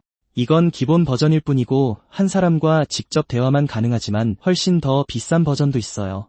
아벨과의 만남이 정말 잘 풀려서 계획을 위해 한 팀이 된 게 분명해요. 한편 호위 기사는 돈을 사용할 때까지 가지고 있어야 할 거예요. 지금 당장 돈을 쓸 곳도 없는데 주인공은 벌써 더 많은 코인을 벌고 싶어 해요. 똑똑한 마법사가 생각하는 방식처럼 미래를 위한 투자 계획 같아요. 그 순간 하녀는 지팡이로 정령 마법을 훈련하고 있어요. 피카츄는 지팡이 끝에 매달려 주변을 밝힐 수 있어요. 불행히도 마법은 작동하지 않고 그녀는 빛을 내지 못해요. 애완동물은 주인공 머리에서 내려오기 싫어하고 주인공은 자기가 헤드램프나 마찬가지라고 생각해요. 그 모습에 금발 남자는 문득 왜 자기들이 빌어먹을 산속에 있는지 궁금해져요. 그가 마지막으로 기억하는 건 이웃 지역을 방문하기 위해 집을 나섰던 거예요. 그러다 갑자기 동굴 안에 들어오게 됐는데 주인공이 잠시 들르기로 결정했기 때문이에요. 여긴 오래 머물 곳이 못 돼요. 탐험하다 온갖 위험에 처할 수 있으니까요. 너무 위험해서 동굴 입구에서 마주쳤던 성난 괴물들이 생각나요. 깊이 들어갈수록 괴물이 줄어드는 게 이상한데 그건 이 지역 끝에 강력한 보스가 있다는 뜻이에요. 만반의 준비를 하며 그는 밖으로 다시 나가야 한다고 경고해요. 하지만 그건 처음부터 주인공의 계획이었어요. 그는 바로 그것 때문에 여기 왔다고 말해요. 그가 한 말은 모두 사실이었어요. 그는 정말로 옆 마을에 볼 일이 있지만 가는 길에 던전이 있다는 것도 알고 있었죠. 처음부터 던전에 간다고 말했다면 형들 중 누구 하나가 어떻게든 따라오겠다고 고집해서 완전 난장판이 됐을 테니 아무도 주인공을 집 밖으로 내보내주지 않았을 거예요. 그리고 어린 에르지엘의 문제도 있고요. 그녀의 정령 마법은 비밀리에 훈련해야 하고 오직 주인님만이 그녀에 대해 알아요. 기본적으로 주변에 사람이 너무 많으면 전리품을 독차지할 수 없었을 거예요. 문제는 소녀는 이제 막 마법을 배우기 시작했고 주인공은 레벨 1을 간 넘었다는 거예요. 그 말에 짜증이 난 주인공은 호구들을 속이려고 약한 척하는 것뿐이라고 주장해요. 그들의 3인 파티는 이미 밖에 어떤 거대한 괴물이라도 상대할 만큼 충분히 강해요. 팀에는 든든한 탱커, 친절한 힐러, 그리고 무엇보다 모든 것을 통제하는 데미지 딜러 마법사가 있어요.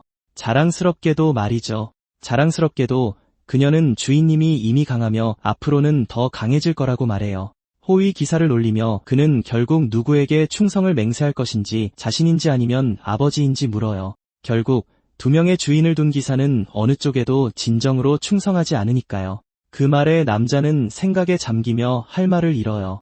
지금 레오는 아들들을 안전하게 지키라는 후작의 명령을 따르고 있어요.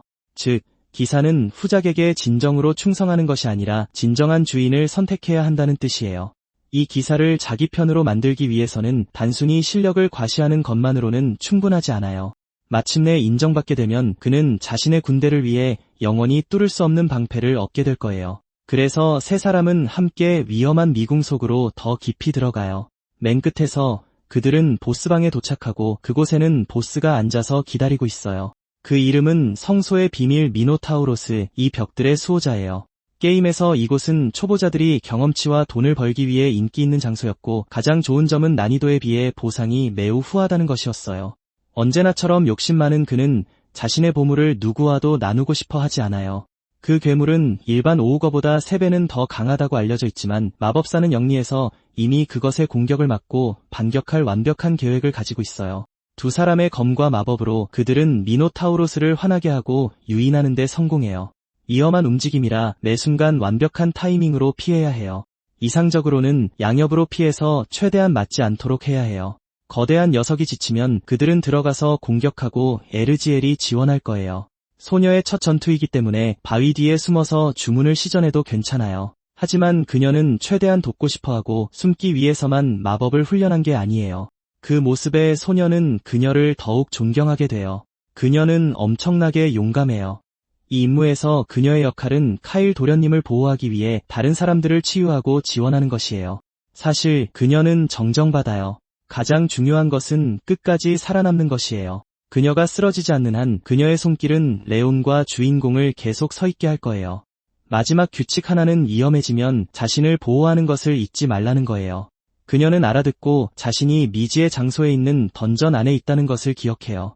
전투에서 힐러가 얼마나 중요한지와 미노타우로스를 이기는 전략은 실제 경험으로만 배울 수 있는 것들이에요.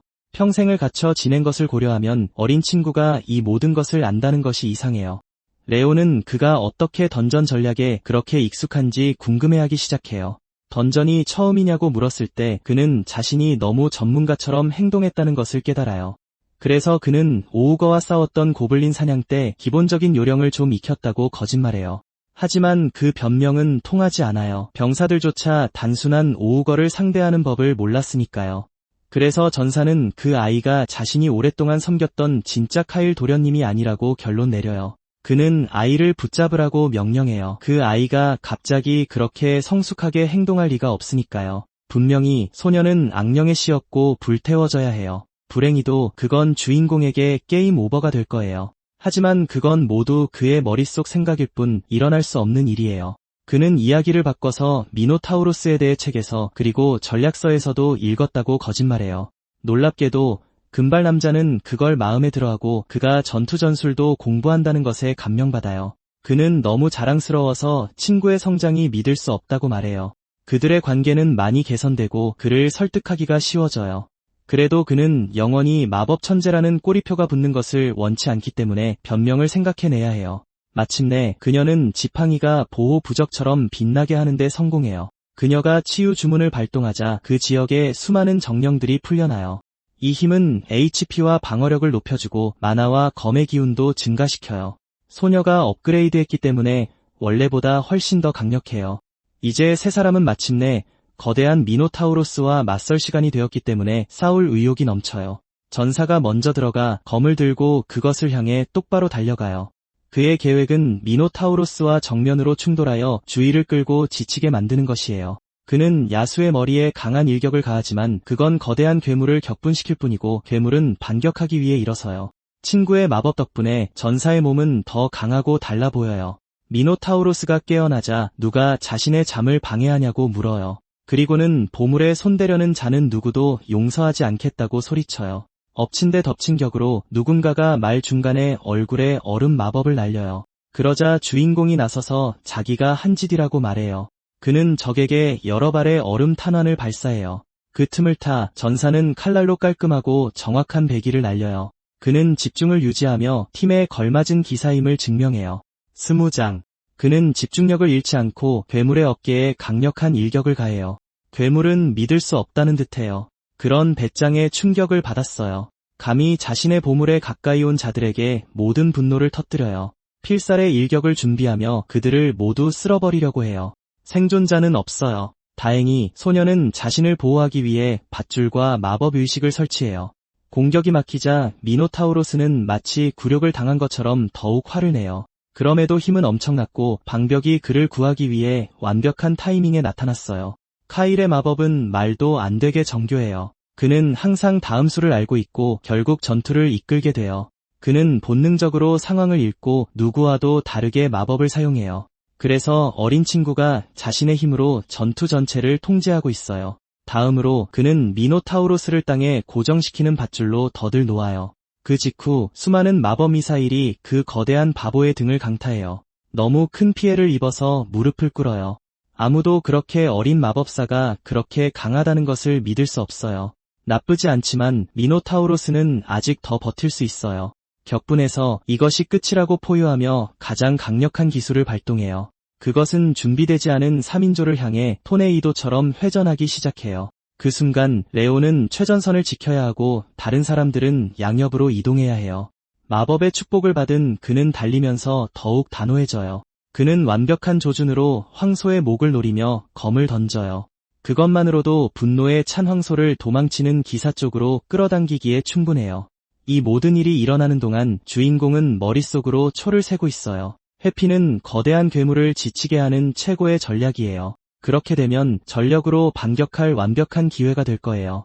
5초 남았고 야수는 이미 지치기 시작했어요. 카운트가 끝나자 극도의 피로로 인해 불과 몇 센티미터 차이로 빗나가 기사를 거의 덮칠 뻔해요. 바로 그때 모든 축복이 사라지고 소녀는 완전히 무방비 상태가 돼요. 다행히 황소는 움직임을 멈추고 땅에 그대로 얼어붙어요.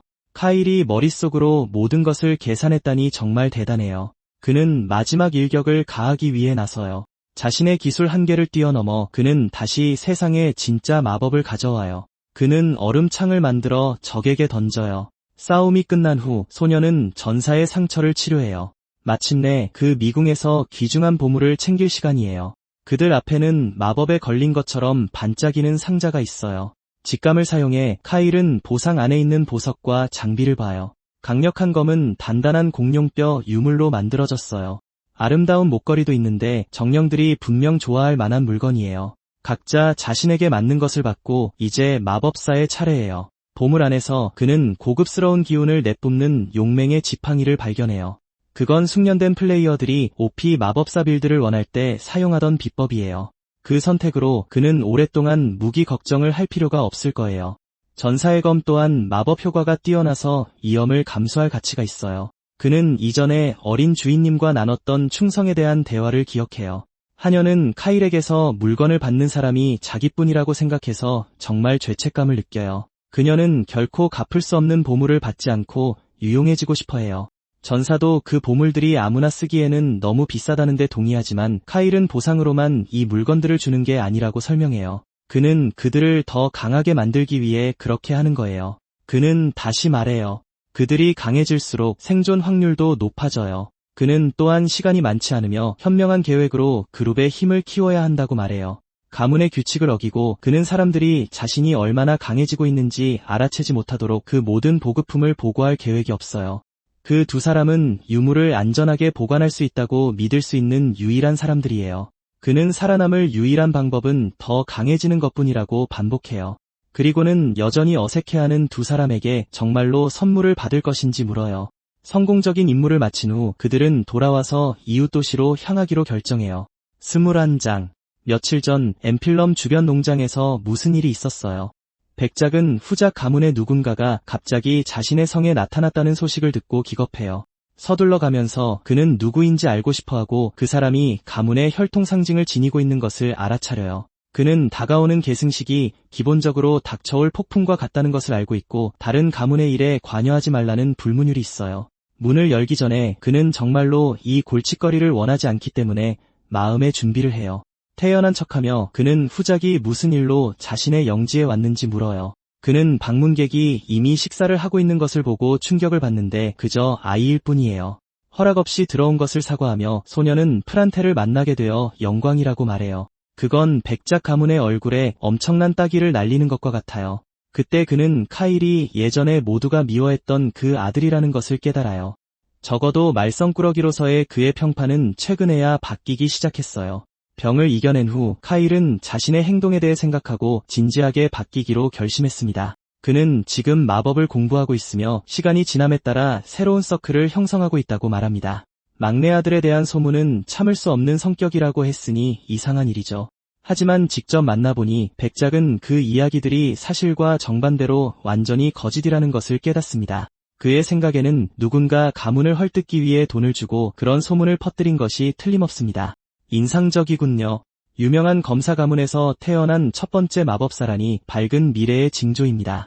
결국 백작은 사업 얘기를 하고 싶어 안달이 나고 더욱 관심을 갖게 됩니다. 분명히 그 아이가 예고도 없이 임원기를 온 것은 단지 인사만 하려는 것이 아니었겠죠. 카일은 사과하며 계승 문제로 가문 상황이 민감하다는 것을 안다면서 농장에서 곡물을 사서 북부에서 가장 큰 창고를 채우러 왔다고 설명합니다. 사실 후작 가문은 이미 백작과 거래를 하고 있었고 아마도 이제 그것을 확장하고 싶어 하는 것 같습니다. 그는 밝힐 수 없는 마법 연구를 위한 것이라고 말합니다. 아직은요. 하지만 일회성으로 끝나진 않을 겁니다. 이 마을은 앞으로 몇 년간 쓸 만큼 충분한 생산량을 가지고 있고 그 판매로 많은 돈을 벌게 될 것입니다. 지불 수단으로 카일은 어디서나 가치가 있는 빛나는 동전으로 가득 찬 상자를 보여줍니다. 그 나이의 아이가 백금화를 그냥 가지고 있다는 것은 꽤 이상한 일이죠. 그럼에도 불구하고 백작은 거래를 하는데 문제가 없다고 보고 연구가 무엇에 관한 것인지 묻지도 않습니다. 하지만 마무리하기 전에 그는 그 돈의 출처가 의심스럽거나 심지어 훔친 것일 수도 있기 때문에 어디서 왔는지 확인하고 싶어 합니다. 어쨌든 후작가의 도련님은 아직 아이일 뿐이고 그런 돈은 그의 나이와 맞지 않습니다. 다행히도 그의 부유한 형이 이 모든 일에 자금을 대고 있습니다. 그가 그렇게 많은 돈을 기꺼이 쓴다면 그 둘이 정말 가깝다는 뜻이겠죠. 아벨은 가문에서 가장 유망한 아들로 차분하고 품이 있습니다. 이 거래를 성사시키는 것은 백기사에게 점수를 따는 데도 도움이 될 것입니다. 가격을 이야기하는데 곡물 한 자루당 은하 4개였고 그래서 그들은 금발의 남자가 조용히 있는 동안 한동안 흥정을 합니다. 오랜 실랑이 끝에 그들은 자루당 5코인으로 합의합니다. 경호원은 그 아이의 협상 기술에 대해 특히 그의 나이를 고려하면 꽤 자랑스러워합니다. 알고 보니 주인공은 현실 세계에서 온라인 흥정 사이트를 보며 그 모든 것을 배웠습니다. 임페람으로 가는 계획의 일부는 돈을 버는 것이었고 곡물을 사는 것이 그 일부일 수 있습니다. 쌀 때 최대한 많이 사서 수요가 오르면 파는 것이 아이디어입니다. 하지만 그의 영지에는 이미 1년치 식량이 충분해서 그렇게 수익성이 좋지는 않을 수도 있습니다. 미래 지식을 가지고 그는 앞으로 몇 달 안에 무슨 일이 일어날 경우를 대비하고 있습니다. 게임 스토리에 따르면 계승이 일어난 직후 대기근이 닥쳐올 것입니다. 그것은 무역을 망치고 곡물 가격을 폭등시킬 것입니다. 그 모든 돈을 가지고도 사람들은 음식을 살 수 없을 것이고 늙었든 젊었든 아무도 신경 쓰지 않을 것입니다. 불행히도 그는 미래를 안다는 것을 드러내지 않고는 친구에게 말할 수 없습니다. 지금까지 그 아이가 해온 모든 일은 정말 잘 풀렸습니다. 그래서 금발의 남자는 이번에도 좋은 생각일 것이라고 생각하며 그들의 관계를 이전에는 결코 없었던 50까지 끌어올립니다. 마이너스에서 시작했기 때문에 그 진전을 보는 것은 소년에게 매우 보람있는 일입니다. 한 하녀가 나타나 백작이 저녁 식사 전에 이야기하고 싶어하며 절대 잊어서는 안 된다고 말합니다. 그가 응접실에 도착했을 때 그 남자가 누군가를 소개하고 싶어 한다는 말을 듣습니다. 그의 앞에는 보라색 머리를 한 프론텔의 딸이 서 있습니다. 그녀는 정말 예쁘고 이름은 아이리스 네론입니다. 이 모든 것이 젊은 남자에게는 큰 놀라움입니다. 그는 이런 만남을 예상하지 못했습니다. 그가 다가가자 소녀는 처음 뵙게 되어 기쁘다며 자신을 소개합니다. 게임에서 그녀는 엄청나게 강하고 아름다우며 특히 초반에 매우 유용한 강자가 되면서 인기가 많습니다. 유일한 문제는 그녀의 오만한 성격입니다. 그녀는 약한 사람들을 참지 못합니다. 그녀는 데이트 상대로 다이아몬드 이하는 받지 않겠다고 말합니다. 그녀는 탐욕스러운 성격 특성을 가지고 있습니다. 그 특성 때문에 많은 플레이어들이 그녀와의 관계를 높이려다 파산했습니다. 게임의 파워 인플레이션이 닥치면서 S랭크가 흔해졌고 A랭크로서 가치가 있어야 할 그녀는 결국 쓸모없어져 버려졌습니다. 그녀의 까다로운 성격이 누구도 그 모든 것을 감당하고 쉽게 만들지 않기 때문이죠. 백작이 갑자기 딸을 그에게 소개한 것도 이상합니다. 그는 교활하게도 그들이 거의 같은 나이이니 잘 지낼 것이라고 말합니다. 아이리스도 주인공처럼 마법을 공부하고 있습니다. 여전히 딸을 띄워주며 그는 그녀가 마법에 뛰어난 재능을 가지고 있다고 말합니다. 그는 둘 다 배우고 있으니 함께 공부할 수 있다고 설명합니다. 주인공의 관점에서 볼 때 그녀는 그것을 원하지 않고 억지로 하는 것처럼 보입니다. 그럼에도 그는 자신을 후작의 넷째 아들이라고 소개합니다. 자신의 직감을 믿고 그는 실제로 그녀에게 조언을 받기를 기대하고 있습니다. 그녀의 상태를 확인했을 때 그는 그들의 관계가 마이너스 40인 것을 봅니다. 게다가 그녀는 흥미로운 재능을 가지고 있습니다. 그녀는 만화 동반자입니다. 원작 게임에서 그 재능은 엄청나게 희귀합니다. SSS 랭크 중 0.01%만이 그것을 가지고 있었습니다. 그래서 아마도 보라색 머리 소녀도 새로운 잠재력을 가지고 있을지 모릅니다. 그녀의 끔찍한 성격에도 불구하고 그 재능은 모든 것을 바꿉니다. 그녀는 아벨경과 아돌프에 대해서는 많이 들었지만 주인공에 대해서는 아무것도 듣지 못했습니다. 그를 깎아내리려고 그녀는 자신이 2서클인 반면 그는 아직 1서클을 넘지 못했다고 말합니다. 그녀가 어릴 때부터 불쾌했기 때문에 그는 짜증이 나지만 그는 마법을 배운 지 3개월밖에 되지 않았고 그렇게 빨리 서클을 형성한 것은 그녀의 기록을 깬 것이라고 설명합니다. 그녀는 더 오래 걸렸습니다. 그래도 시작하는 건 13살은 대부분의 사람들이 늦어도 10살까지는 시작하기 때문에 정말 늦은 것으로 간주됩니다. 그가 그녀를 칭얼대는 고양이처럼 생각한다면 그 짜증나는 태도를 참을 수 있을 겁니다. 그는 예전에 병이 있어서 늦게 시작했고 최근에야 겨우 극복했다고 말합니다. 그녀는 그 장벽을 돌파하는 것이 얼마나 어려운지 알기 때문에 그 말에 얼어붙습니다. 그녀의 아버지는 그것을 극복하기 위해서는 몸에 비범한 만화를 가지고 태어나야 한다고 설명합니다. 그래서 그것을 해내는 사람들을 천재나 신동이라고 부르는 겁니다. 어린 도련님이 13살에 그것을 해냈다는 것은 정말 놀랍습니다. 바라건대 아이리스가 주변의 좋은 영향으로부터 무언가를 배울 수 있기를 바랍니다. 물론 그녀는 그가 1서클에 불과하다고 믿기 때문에 자신보다 약하다고 생각하는 사람과는 이야기하고 싶어 하지 않습니다. 그 성격은 많은 문제를 일으킬 것이고 최대한 빨리 고쳐야 합니다. 그렇게 세 번째 영입 프로젝트가 시작됩니다. 사람을 겉모습으로 판단할 수 없으며 그는 자신이 약하지 않다는 것을 증명할 것입니다. 그녀는 소년이 이상하게도 자기 얼굴에 너무 가까이 다가오는 것을 보고 기겁합니다. 백작이 바로 옆에 있는 것을 무시하고 그는 그녀에게 1대1 결투를 신청합니다.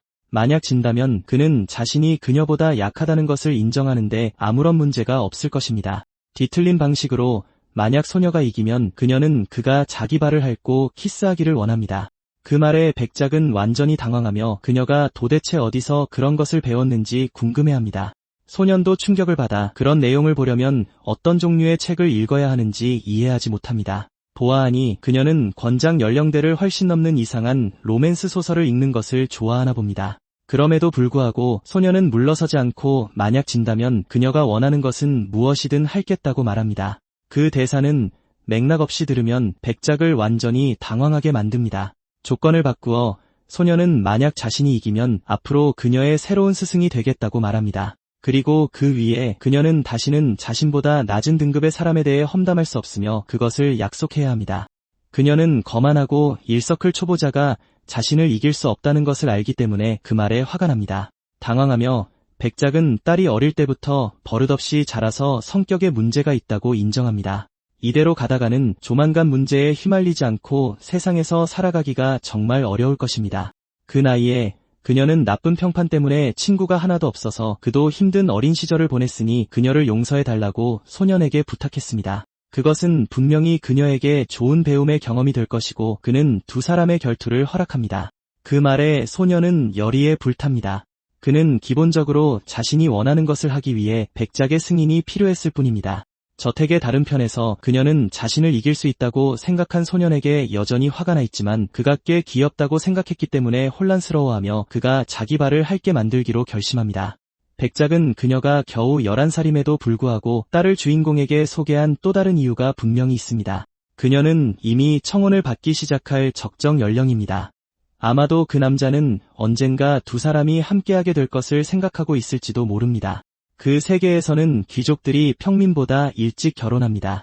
역겨움을 느끼며 주인공은 왜 소녀가 갑자기 자신과의 만남에 투입되었는지 깨닫습니다. 짜증이 난 그는 만약 그것이 사실이라면 싸움에서 그녀를 더 철저히 짓밟아야 한다고 말합니다.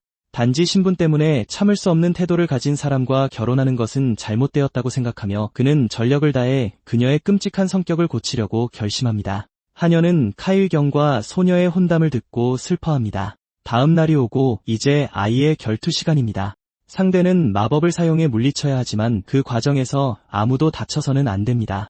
위험해 보이기 시작하면 싸움은 즉시 중단될 것입니다. 심판은 수호자가 맡을 것입니다. 그는 유명한 경험 많은 기사이기 때문에 불공정한 판정을 내리지 않을 것입니다. 전투가 선언되고 소녀는 즉시 불의 지팡이로 시작하여 주인공에게 불타는 화살을 쏩니다.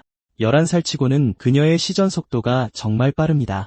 그럼에도 불구하고 영웅은 우위를 점하고 바람의 힘을 활성화하여 화살의 궤도를 벗어나게 합니다. 공기를 이용해 불꽃을 디플렉티드하는 것은 정말 현명한 움직임이었습니다. 짜증이 난 그녀는 자신의 마법력을 과소평가하지 말라고 말합니다. 그녀는 지지 않을 겁니다. 다시 한번 그녀는 불마법을 시전하는데 이번에는 더 강력합니다. 다행히도 주인공은 준비가 되어 있었고 자신을 보호하기 위해 에너지돔을 만듭니다. 모든 것을 침착하게 보며 그는 그녀가 용감하고 정말 인상적이라고 인정합니다. 반격하기 위해 그는 에너지 의식을 시작하고 그녀가 그것을 막을 수 있는지 묻습니다. 그것은 영웅이 동시에 두 개의 주문을 시전할 수 있을 것이라고 예상하지 못했던 백작을 충격에 빠뜨립니다. 그런 종류의 기술은 레벨 1인 사람은 말할 것도 없고 경험 많은 마법사에게도 매우 고급 기술입니다. 마지막 순간에 그녀는 싸움을 끝낼 수 있었던 일격으로부터 자신을 보호하는 방패 주문을 활성화하는 데 성공하지만 그녀의 불공격은 바람에 흡수됩니다. 그것은 그녀를 겁먹게 만들기 시작하고 그녀는 더 빨리 더 많은 주문을 시전해야 합니다.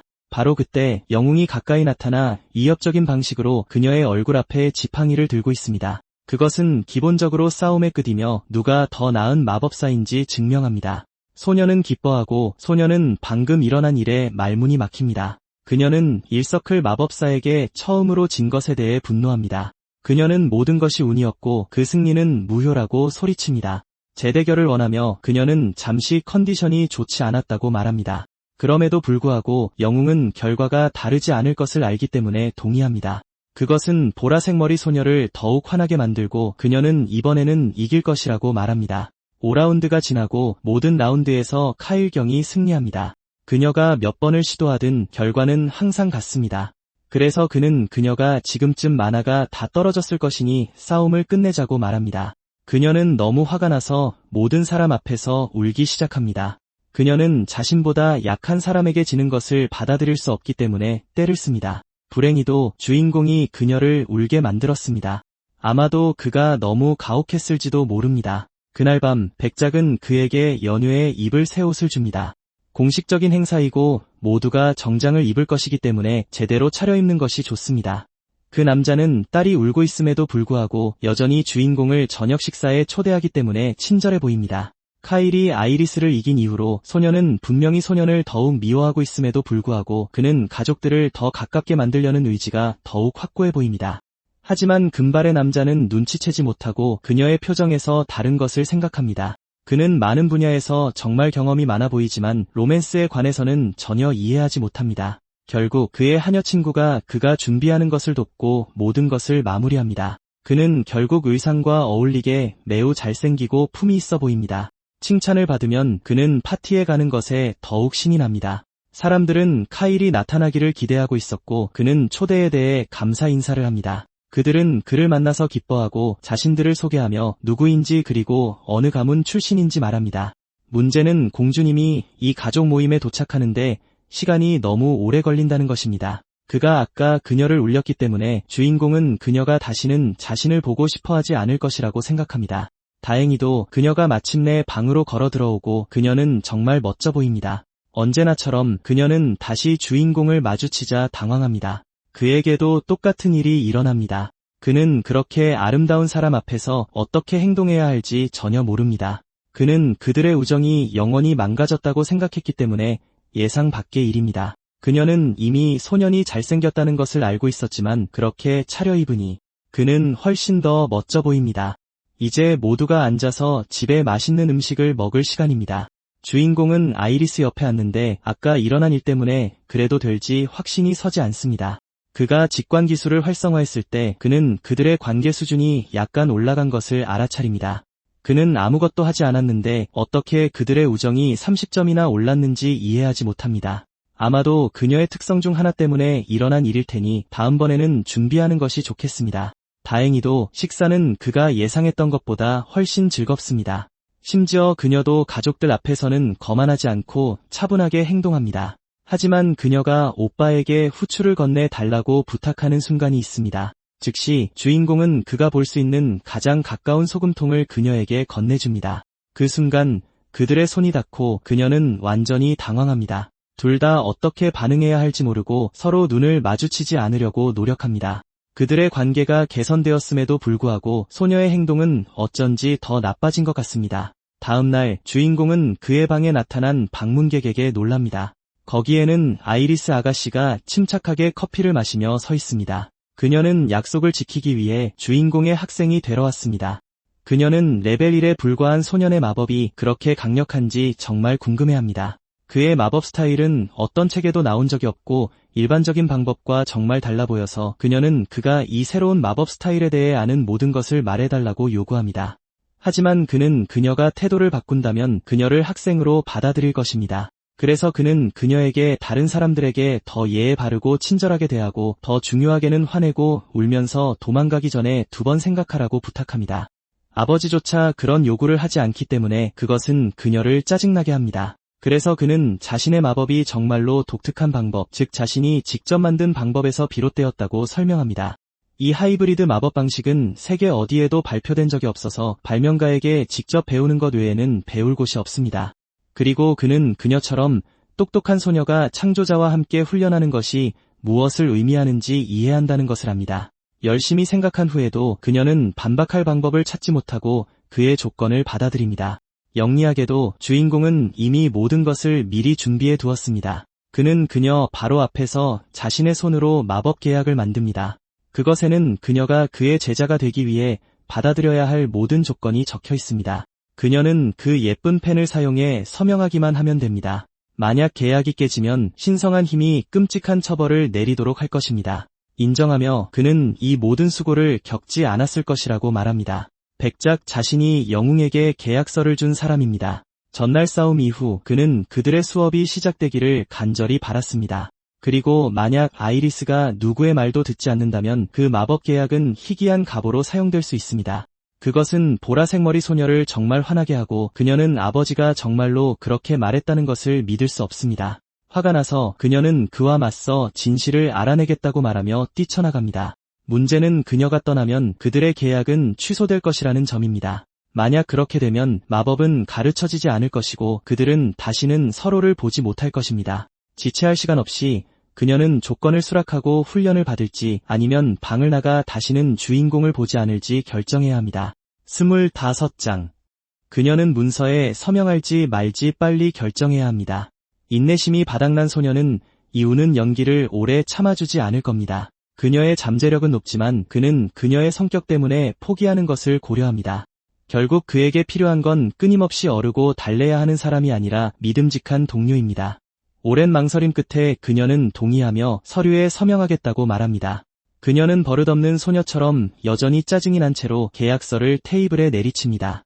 하지만 주인공은 그녀에게 맹목적으로 서명하기 전에 조건을 읽어봐야 한다고 경고합니다. 그는 이 계약에서 아이리스가 학생이 되고 자신이 스승이 될 것이라고 설명합니다. 종이에는 거래가 성립되기 위해 따라야 할 7가지 규칙이 적혀 있습니다. 그녀는 처벌에 대해 너무 긴장한 나머지 그것들이 꽤 가벼운 요구라는 것조차 알아채지 못했습니다. 하지만 7번째 규칙은 정말 엄격해서 때로는 실제로 싸워야 한다는 내용입니다. 주인공은 그녀가 왜 진심으로 마법을 배우고 싶어 하는지 묻습니다. 그녀의 성격답게 다른 모든 사람보다 더 뛰어나고 싶기 때문이라고 말합니다. 그녀는 칭찬받는 것을 좋아하고 약한 자들을 자기 규칙에 따를 때까지 두들겨 패는 것이 신난다고 생각합니다. 그녀는 사람들이 자신을 우러러보길 원했고 그래서 마법을 공부하기 시작했습니다. 하지만 최근에는 혼자 공부하는 것도 즐기기 시작했고 자신의 실력이 늘고 강해지는 것을 보는 것이 무척 재미있습니다. 그 때문에 밤새 책을 읽어도 시간 가는 줄 모릅니다. 그녀가 얼마나 경쟁심이 강하고 발전하고 싶어 하는지를 보니 동기부여가 됩니다. 그는 강력한 마법사가 되는데 가장 중요한 요소는 만화가 아니라고 확인시켜줍니다. 탐구에 대한 갈증과 지적 호기심이야말로 진정으로 마법을 이끄는 원동력입니다. 그것들이 바로 만화 컴패니언 스킬을 가진 자의 재능입니다. 그녀는 공부를 시작한 이래로 계속 강해지고 싶었다고 인정합니다. 그리고 마침내 그녀는 그의 제자가 되기로 동의하며 계약서에 서명합니다. 종이를 손에 든 주인공은 계약이 공식적으로 성립되었다고 말합니다. 미소를 지으며 그는 곁에 있는 소녀와 함께 일하게 되어 기뻐하며 가까운 미래에 아이리스가 믿음직한 동료가 되기를 바랍니다. 그 말을 로맨틱하게 받아들인 그녀는 기겁합니다. 대화가 끝난 후 그녀는 방금 일어난 일에 창피해하며 방을 뛰쳐나갑니다. 소녀는 특히 꽤 잘생겼으니 말조심을 더 해야 할 것입니다. 그 말을 들은 하녀는 뒤에서 조용히 모든 것을 지켜봅니다. 그날 밤 주인공은 결혼에 대한 질문을 듣고 마시던 물을 뿜습니다. 정말로 아이리스와 결혼할 거냐고요? 질문을 한 사람은 에르지엘인데 티는 안 내지만 어딘가 질투하는 것 같습니다. 그는 13살이라 아직 결혼에 대해 생각하고 싶지도 않다고 설명합니다. 짜증이 난 그는 그 마을 사람들은 모두 일찍 결혼하려고 서두른다고 말합니다. 세상이 곧 멸망할 판에 사랑과 결혼식에 낭비할 시간이 없습니다. 그래서 하녀는 주인님이 지금은 그런 것에 대해 전혀 생각하지 않고 있다는 것을, 적어도 18살이 될 때까지는 그렇다는 것을 이해합니다. 갑자기 소녀는 자신의 엄마가 정말 아름다웠다고 말합니다. 그래서 자기가 자라서 진짜 숙녀가 되면 엄마처럼 예뻐질 거라고 합니다. 그녀가 떠나자 소녀는 홀로 남아 방금 무슨 일이 있었는지도 모른 채 당황합니다. 그곳의 아이들은 정말 성숙해서 벌써 결혼 같은 걸 걱정합니다. 그녀가 자라면 지금도 눈부시게 예쁘지만 훨씬 더 예뻐질 겁니다. 그리고 그는 에르지엘의 어머니가 누구였는지, 원래 귀족 가문 출신이었으나 노예로 팔린 여자에 대해 좀 더 생각하기 시작합니다. 슬프게도 그녀의 아버지와 오빠들은 이미 죽었고 어머니와 여동생은 실종 상태입니다. 소녀는 분명히 걱정하고 있지만 아마도 너무 죄책감이 들어 친구에게 그것에 대해 물어볼 엄두를 내지 못하는 것 같습니다. 그럼에도 소녀는 언젠가 그 일에 대해 알아봐야겠다고 결심합니다. 며칠이 지나고 마침내 집으로 돌아갈 시간입니다. 아이리스의 가족이 문 앞에서 우아하게 작별 인사를 하고 있습니다. 이상하게도 소녀는 스승님이 자기 집에 며칠 더 머물렀으면 하고 바랍니다. 다행히 다음 달에 그는 약속했던 마법을 가르치러 돌아올 것입니다. 언제나처럼 버릇없이 그녀는 다음에 돌아오면 문도 열어주지 않을 거라고 말합니다. 하지만 그 말을 하자마자 그녀는 극심한 복통으로 땅에 쓰러집니다. 그것은 스승님의 규칙 중 하나였습니다. 화를 내기 전에 신중하게 생각할 것. 그녀의 아버지는 고통이 사라질 때까지 진정해야 한다고 경고합니다. 불행히도 효과가 없었고 그녀는 버릇없이 군대가로 몇 시간 동안 고통스러워합니다. 멀리서 들려오는 그 소리는 상황으로부터 이득을 보는 소년의 귀에는 음악처럼 들립니다. 도시에 돌아오자마자 그는 형이 자신을 보러 왔다는 것을 깨닫습니다. 다가올 대기근을 대비한 곡물 비축에 대해서는 아무도 언급하지 않습니다. 영리하게도 그는 형의 직감을 믿습니다. 그의 형도 자신의 돈으로 소년이 산 것보다 약 1000배나 많은 양의 물건을 샀습니다. 그 돈을 전부 잃더라도 그는 걱정하거나 누구도 탓하지 않을 것입니다. 긴장하면서도 주인공은 돈을 전혀 잃지 않을 것이며 사실은 엄청난 재산을 벌게 될 것임을 알고 있습니다. 훈련장에서 후작은 자신의 검술을 연마하고 있습니다. 갑자기 그의 아들이 그가 닭을 수건 몇 장을 들고 나타납니다. 그래서 후작은 궁금해하며 여행이 어땠는지 묻고 꽤 편안했다는 것을 알게 됩니다. 알고 보니 그 노인은 백작에게서 소식을 듣고 자기 아들이 마법을 가르칠 것이라는 것을 알게 되었습니다. 어떤 면에서는 이 경험이 아이에게 정말 좋을 것이며 스승으로서 최선을 다해야 합니다. 여전히 궁금해하며 그는 백작이 다른 것을 언급했는지 묻습니다. 결혼 얘기가 나왔지만 다행히 그들 가문에는 그렇게 일찍 결혼을 강요하는 전통이 없습니다. 가문의 형들조차 결혼하지 않았으니 막내는 아직 걱정할 필요가 없습니다. 오랫동안 아팠으니 잃어버린 시간을 만회하기 위해 서둘러야 하고 아버지는 결혼 문제는 자신이 전부 처리하겠다고 말합니다. 그 아이에게는 더 이상 그런 귀찮은 일에 발목 잡히지 않게 되어 큰 안도감을 줍니다. 검을 집어넣으며 후작은 아들을 정략 결혼에 억지로 밀어넣을 계획이 전혀 없었다고 말합니다. 특히 자신도 아이의 어머니와 공식적으로 결혼한 적이 없기 때문입니다. 슬프게도 그는 그녀가 결코 그것을 원하지 않았다고 인정합니다. 그녀가 임신했을 때 그녀는 지금 이대로 행복하며 공식적인 것은 원하지 않는다고 말했습니다. 그녀는 신분에 대해 스트레스 받고 싶지 않았고 그저 그의 여자인 것으로 만족했습니다. 그의 친구들조차 그들의 관계를 인정했습니다. 어쩐지 그녀는 죄책감을 느끼고 상황이 좀 잘못되었다고 생각했습니다. 그녀는 돌볼 남편과 아이들이 있는 한 공식적인 직함은 필요 없으며 그녀와 그들이 낳은 아이들을 보호하는 것은 남자의 의무라고 말했습니다. 그는 그들을 너무나 사랑하기에 그렇게 하겠다고 약속하며 자신이 가진 모든 사랑을 주겠다고 다짐합니다. 지금까지 아들을 위해 해준 것이 많지 않더라도 최선을 다해 그를 지원할 것입니다. 또한 앞으로 그가 원하는 모든 것을 지지해주겠다고 약속합니다. 그 무뚝뚝한 노인이 부드럽고 감상적인 아빠처럼 행동하는 것을 보는 것은 이상하리만치 예상 밖이라 젊은이는 충격을 받습니다. 게다가 주인공이 다른 가문의 강력한 딸과 결혼하면 큰 갈등을 유발할 수 있습니다. 그 노인은 무엇보다 가족을 소중히 여기며 그런 문제를 피하고 싶어 합니다. 그리고 지금으로서는 순진한 아이 연기를 좀 더 유지하는 것이 중요합니다. 대화를 마무리하며 그는 도서관으로 돌아가 공부해야 한다고 말합니다. 그 장면 전체가 매우 어색했고 젊은이는 그를 아버지라고 부르지도 않습니다. 펜던트를 바라보며 그는 그 여인이 여전히 원망을 품고 있는지 궁금해합니다. 복도를 걸으며 주인공은 방금 들은 모든 것에 대해 생각합니다. 그는 던전에서 얻은 전리품에 대해 언급했어야 했다는 것을 기억합니다. 그는 자신이 설명할 기회가 있을 때까지 후작에게 아무것도 보고하지 말라고 수호자에게 말했습니다. 그는 그것에 대해 별로 생각해본 적이 없었고 이제 미래를 두려워하지 않고 도서관으로 향할 시간입니다. 바로 그때 그는 복도를 걸어오던 다른 귀족과 정면으로 부딪힙니다. 그의 앞에는 가문의 셋째 아들 듀크가 있습니다. 이상한 점은 마지막으로 이야기했을 때보다 그가 성장한 것처럼 보인다는 것입니다. 그는 주인공보다 2살 어리지만 그의 체격은 훨씬 더 기사에 가깝습니다. 최근 그 아이가 하급 전사가 되었다는 소문까지 있습니다. 듀크는 놀랐습니다. 왜냐하면 그가 형에 대해 마지막으로 들은 것은 방에서 나갈 수도 없다는 것이었기 때문입니다. 다행히 그 죄안은 풀렸고 그의 공헌은 인정받았습니다.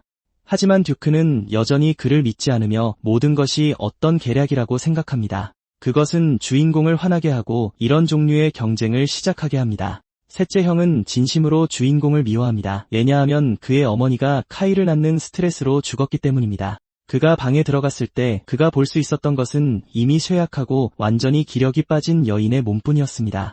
카일이 겨우 한 말은 그 늙은 여인이 자기보다 먼저 죽었다는 것뿐이었습니다. 당연히 그 말에 듀크는 이성을 잃었습니다. 그는 그를 벽에 밀치고 끊임없이 욕설을 퍼부었습니다. 그들의 어머니는 카일이 문제를 일으키는 것을 멈추지 않았기 때문에 하루 종일 그를 걱정했습니다. 그는 항상 싸움을 걸고 못된 꼬맹이처럼 놀러가기 위해 집에서 돈을 훔치려고 했습니다. 주인공이 어머니의 죽음에 책임이 있다고 말하며 두 사람은 일어난 일에 대해 언쟁을 시작합니다.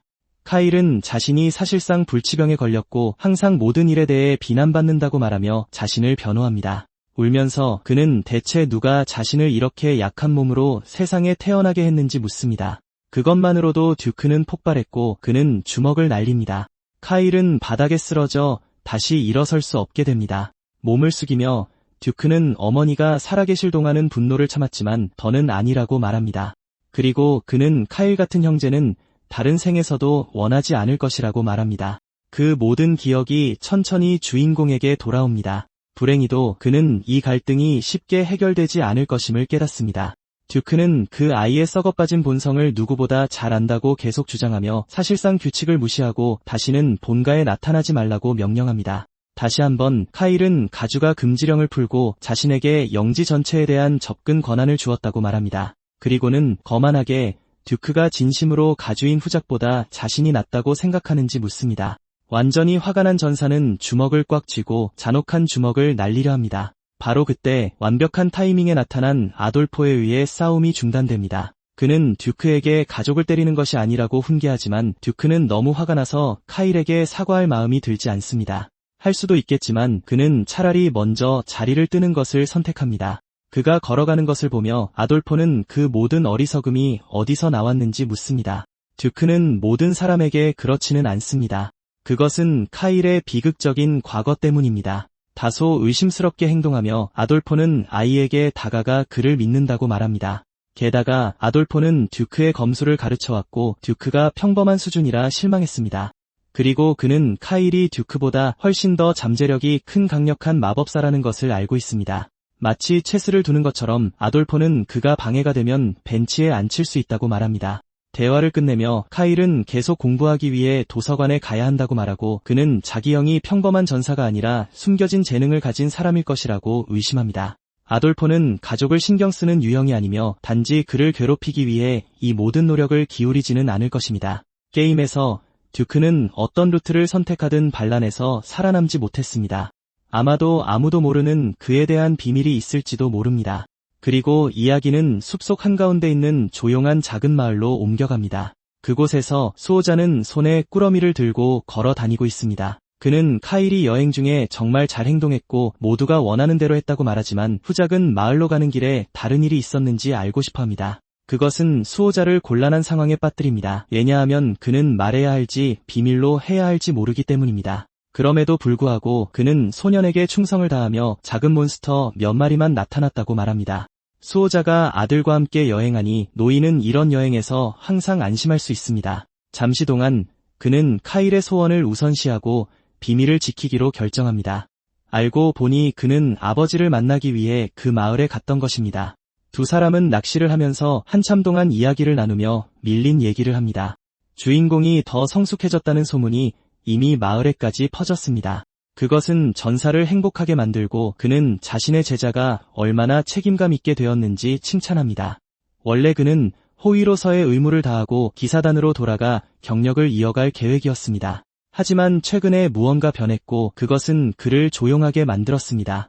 아마도 아이의 계획이 바뀌었을 수도 있지만 그는 아직 확신하지 못합니다. 캠프에서 주인공은 전사의 낡은 검이 약해서 교체해야 한다고 말합니다. 만약 그가 온 힘을 다해 공격한다면 칼날이 너무 약해서 분명히 부러질 것입니다. 그는 조금 공부했기 때문에 그것을 알고 있으며 마법사는 기본을 알아야 합니다. 비록 과거에 게임을 하면서 그 모든 것을 배웠지만 그는 누군가 새 검이 필요한 때를 알 수 있습니다.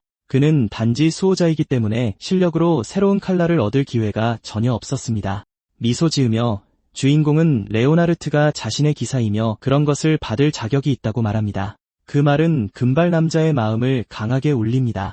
그는 후작에게서 그런 말을 들어본 적이 없었습니다. 그에게 신뢰를 보여준 노인에게 충성하지만 그는 여전히 귀족들과 잘 어울리지 못합니다.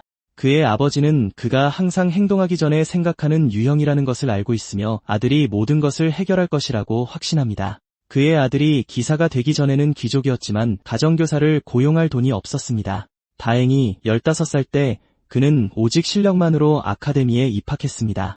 마음속 깊은 곳에서는 아마도 자신이 무엇을 하고 싶은지 이미 알고 있을 것입니다. 그는 단지 아직 완전히 깨닫지 못했을 뿐입니다. 후작은 대가를 요구하는 종류의 사람이 아니기 때문에 그들은 걱정할 필요가 없습니다. 평가는 옳습니다. 그는 소년의 개인 기사이며 그를 매우 아낍니다. 바로 그때 물고기 한 마리가 낚싯바늘을 물고 당기기 시작합니다. 궁전의 밤이 깊어지고 아돌프는 무언가에 대해 불안해합니다. 그는 카일이 그 착한 형의 영입 제안을 받아들였는지 알고 싶어합니다. 수호자는 그가 받아들이지 않았다고 거짓말하며 아벨이 그 문제에 대해 이야기하고 싶어했다는 사실에 놀랐다고 말합니다. 그는 또한 이전에는 그와 그런 종류의 대화를 해본 적이 없었기 때문에 무서웠다고 말합니다. 범죄 조직의 보스에게 그 형은 단지 신경 쓰는 척하는 무임승차자일 뿐입니다. 결국 카일이 아팠을 때 아벨은 그가 존재하는지조차 신경 쓰지 않았습니다. 아돌프는 거의 자기 신병을 빼앗길 뻔했다는 사실에 짜증내며 생각합니다. 제롬이 사라진 지금 그는 군대에서 더 이상 전력을 잃을 여유가 없습니다. 비록 1서클의 아이일지라도 없는 것보다는 낫습니다. 소년은 자신이 아팠을 때 둘 다 자기 인생에 나타나지 않았다는 것을 알고 있으며 아벨이 그에게 다가오는 것은 그 아이의 가치를 본다는 것을 명확히 보여주는 훨씬 더 뻔한 행동입니다. 살아남고 악의 세력을 물리치기 위해 그는 그 검사 가문의 힘이 필요합니다. 아돌프는 왜 그들이 이웃마을 농장에서 그렇게 많은 곡물을 사들이는지 궁금해하기 시작합니다. 그들은 소년이 마법 연구를 위해 그것을 샀다고 설명하지만 그는 왜 기사도 일부를 샀는지 이해하지 못합니다. 신경 쓰지 않는 척하며 그는 카일이 마법 공부에 집중하는 것이 좋다고 말합니다. 악당에게는 아이가 나중에 유용하게 쓰일 수 있도록 강하게 자라는 것이 좋은 일입니다. 책을 손에 든 후 그는 떠나야 한다고 말합니다. 그 모든 것을 들으며 하녀는 문 옆에 서서 틈새로 지켜보고 있었습니다. 갑자기 데이지가 나타나 자신이 선택해서 스파이가 된 것이 아니라고 말합니다. 그녀는 자신의 가족이 인질로 잡혔고 그 범죄 조직의 보스는 끔찍한 사람이라고 설명합니다. 별말 없이 에르지엘은 그녀에게 다시는 카일 앞에 얼굴을 보이지 말라고 말합니다. 솔직히 그 하녀는 누군가 자신을 상대로 이용할 살아있는 가족이 없다는 점에서 운이 좋은 것 같습니다. 그 말은 소녀의 마음을 흔들고 그녀는 그저 조용히 있을 수밖에 없습니다. 그녀에게는 애완동물과 주인님이 있기 때문에 이제 친구들에게 둘러싸여 더 이상 외롭지 않다고 느낍니다. 그녀는 주인님에게 실종된 가족을 찾아달라고 부탁하기가 정말 어려울 것이라고 생각하며 시장에서 팔리는 여성들에게 무슨 일이 일어나는지 알고 있습니다. 만약 카일이 그녀를 구해주지 않았다면 그것이 그녀의 운명이었을 것입니다. 그녀의 주된 목표는 자신을 구해준 사람들에게 보답하기 위해 강력해지는 것입니다. 작은 소년이 불기술을 훈련하는 동안 하녀는 멀리서 지켜봅니다. 그는 지프로 만든 표적에 화염을 발사합니다. 타격이 너무 강해서 표적이 폭발하고 파편이 경기장 전체에 흩어집니다. 그 공격은 이미 마법 이서클에 해당하며 그의 숙련도는 100%입니다. 친구는 마법 훈련에 모든 걸 쏟아붓고 있어서 그녀는 행복하게 다가가지만 그는 여전히 새로운 인재를 영입하러 프레누스라는 도시에 가야 합니다. 금발 남자는 짜증을 내며 그 도시에 전혀 가고 싶어 하지 않습니다. 그곳은 음주, 도박 그리고 더 심한 것들로 유명합니다. 프레누스는 말 그대로 상상을 초월하는 유흥과 쾌락의 도시입니다. 지난번에 주인공이 그곳에 갔을 때 그는 카지노에서 도박을 하다가 옷을 전부 잃고 인신매매 시장에서 팔리기 전에 도망쳤습니다. 이번에는 단지 재미와 도박 때문이 아니라 다른 이유로 그곳에 가고 싶어 합니다. 하지만 경기장은 출입금지 구역이라 목표는 더욱 험난합니다. 짜증이 난 그는 카일에게 저택에 머물고 도시로 몰래 빠져나가지 말라고 명령합니다. 영리하게도 하녀는 그를 잠들게 하기 위해 남자의 수프에 약을 넣을 생각을 합니다. 이것에 더 이상 시간을 낭비할 수 없는 주인공에게는 큰 문제가 될 것입니다. 그 사람의 움직임을 정확하게 추적할 기회는 단 한 번뿐입니다. 시르아는 플레이 가능한 주인공입니다. 그리고 주인공으로서 그는 정말 좋은 능력치를 가지고 있습니다.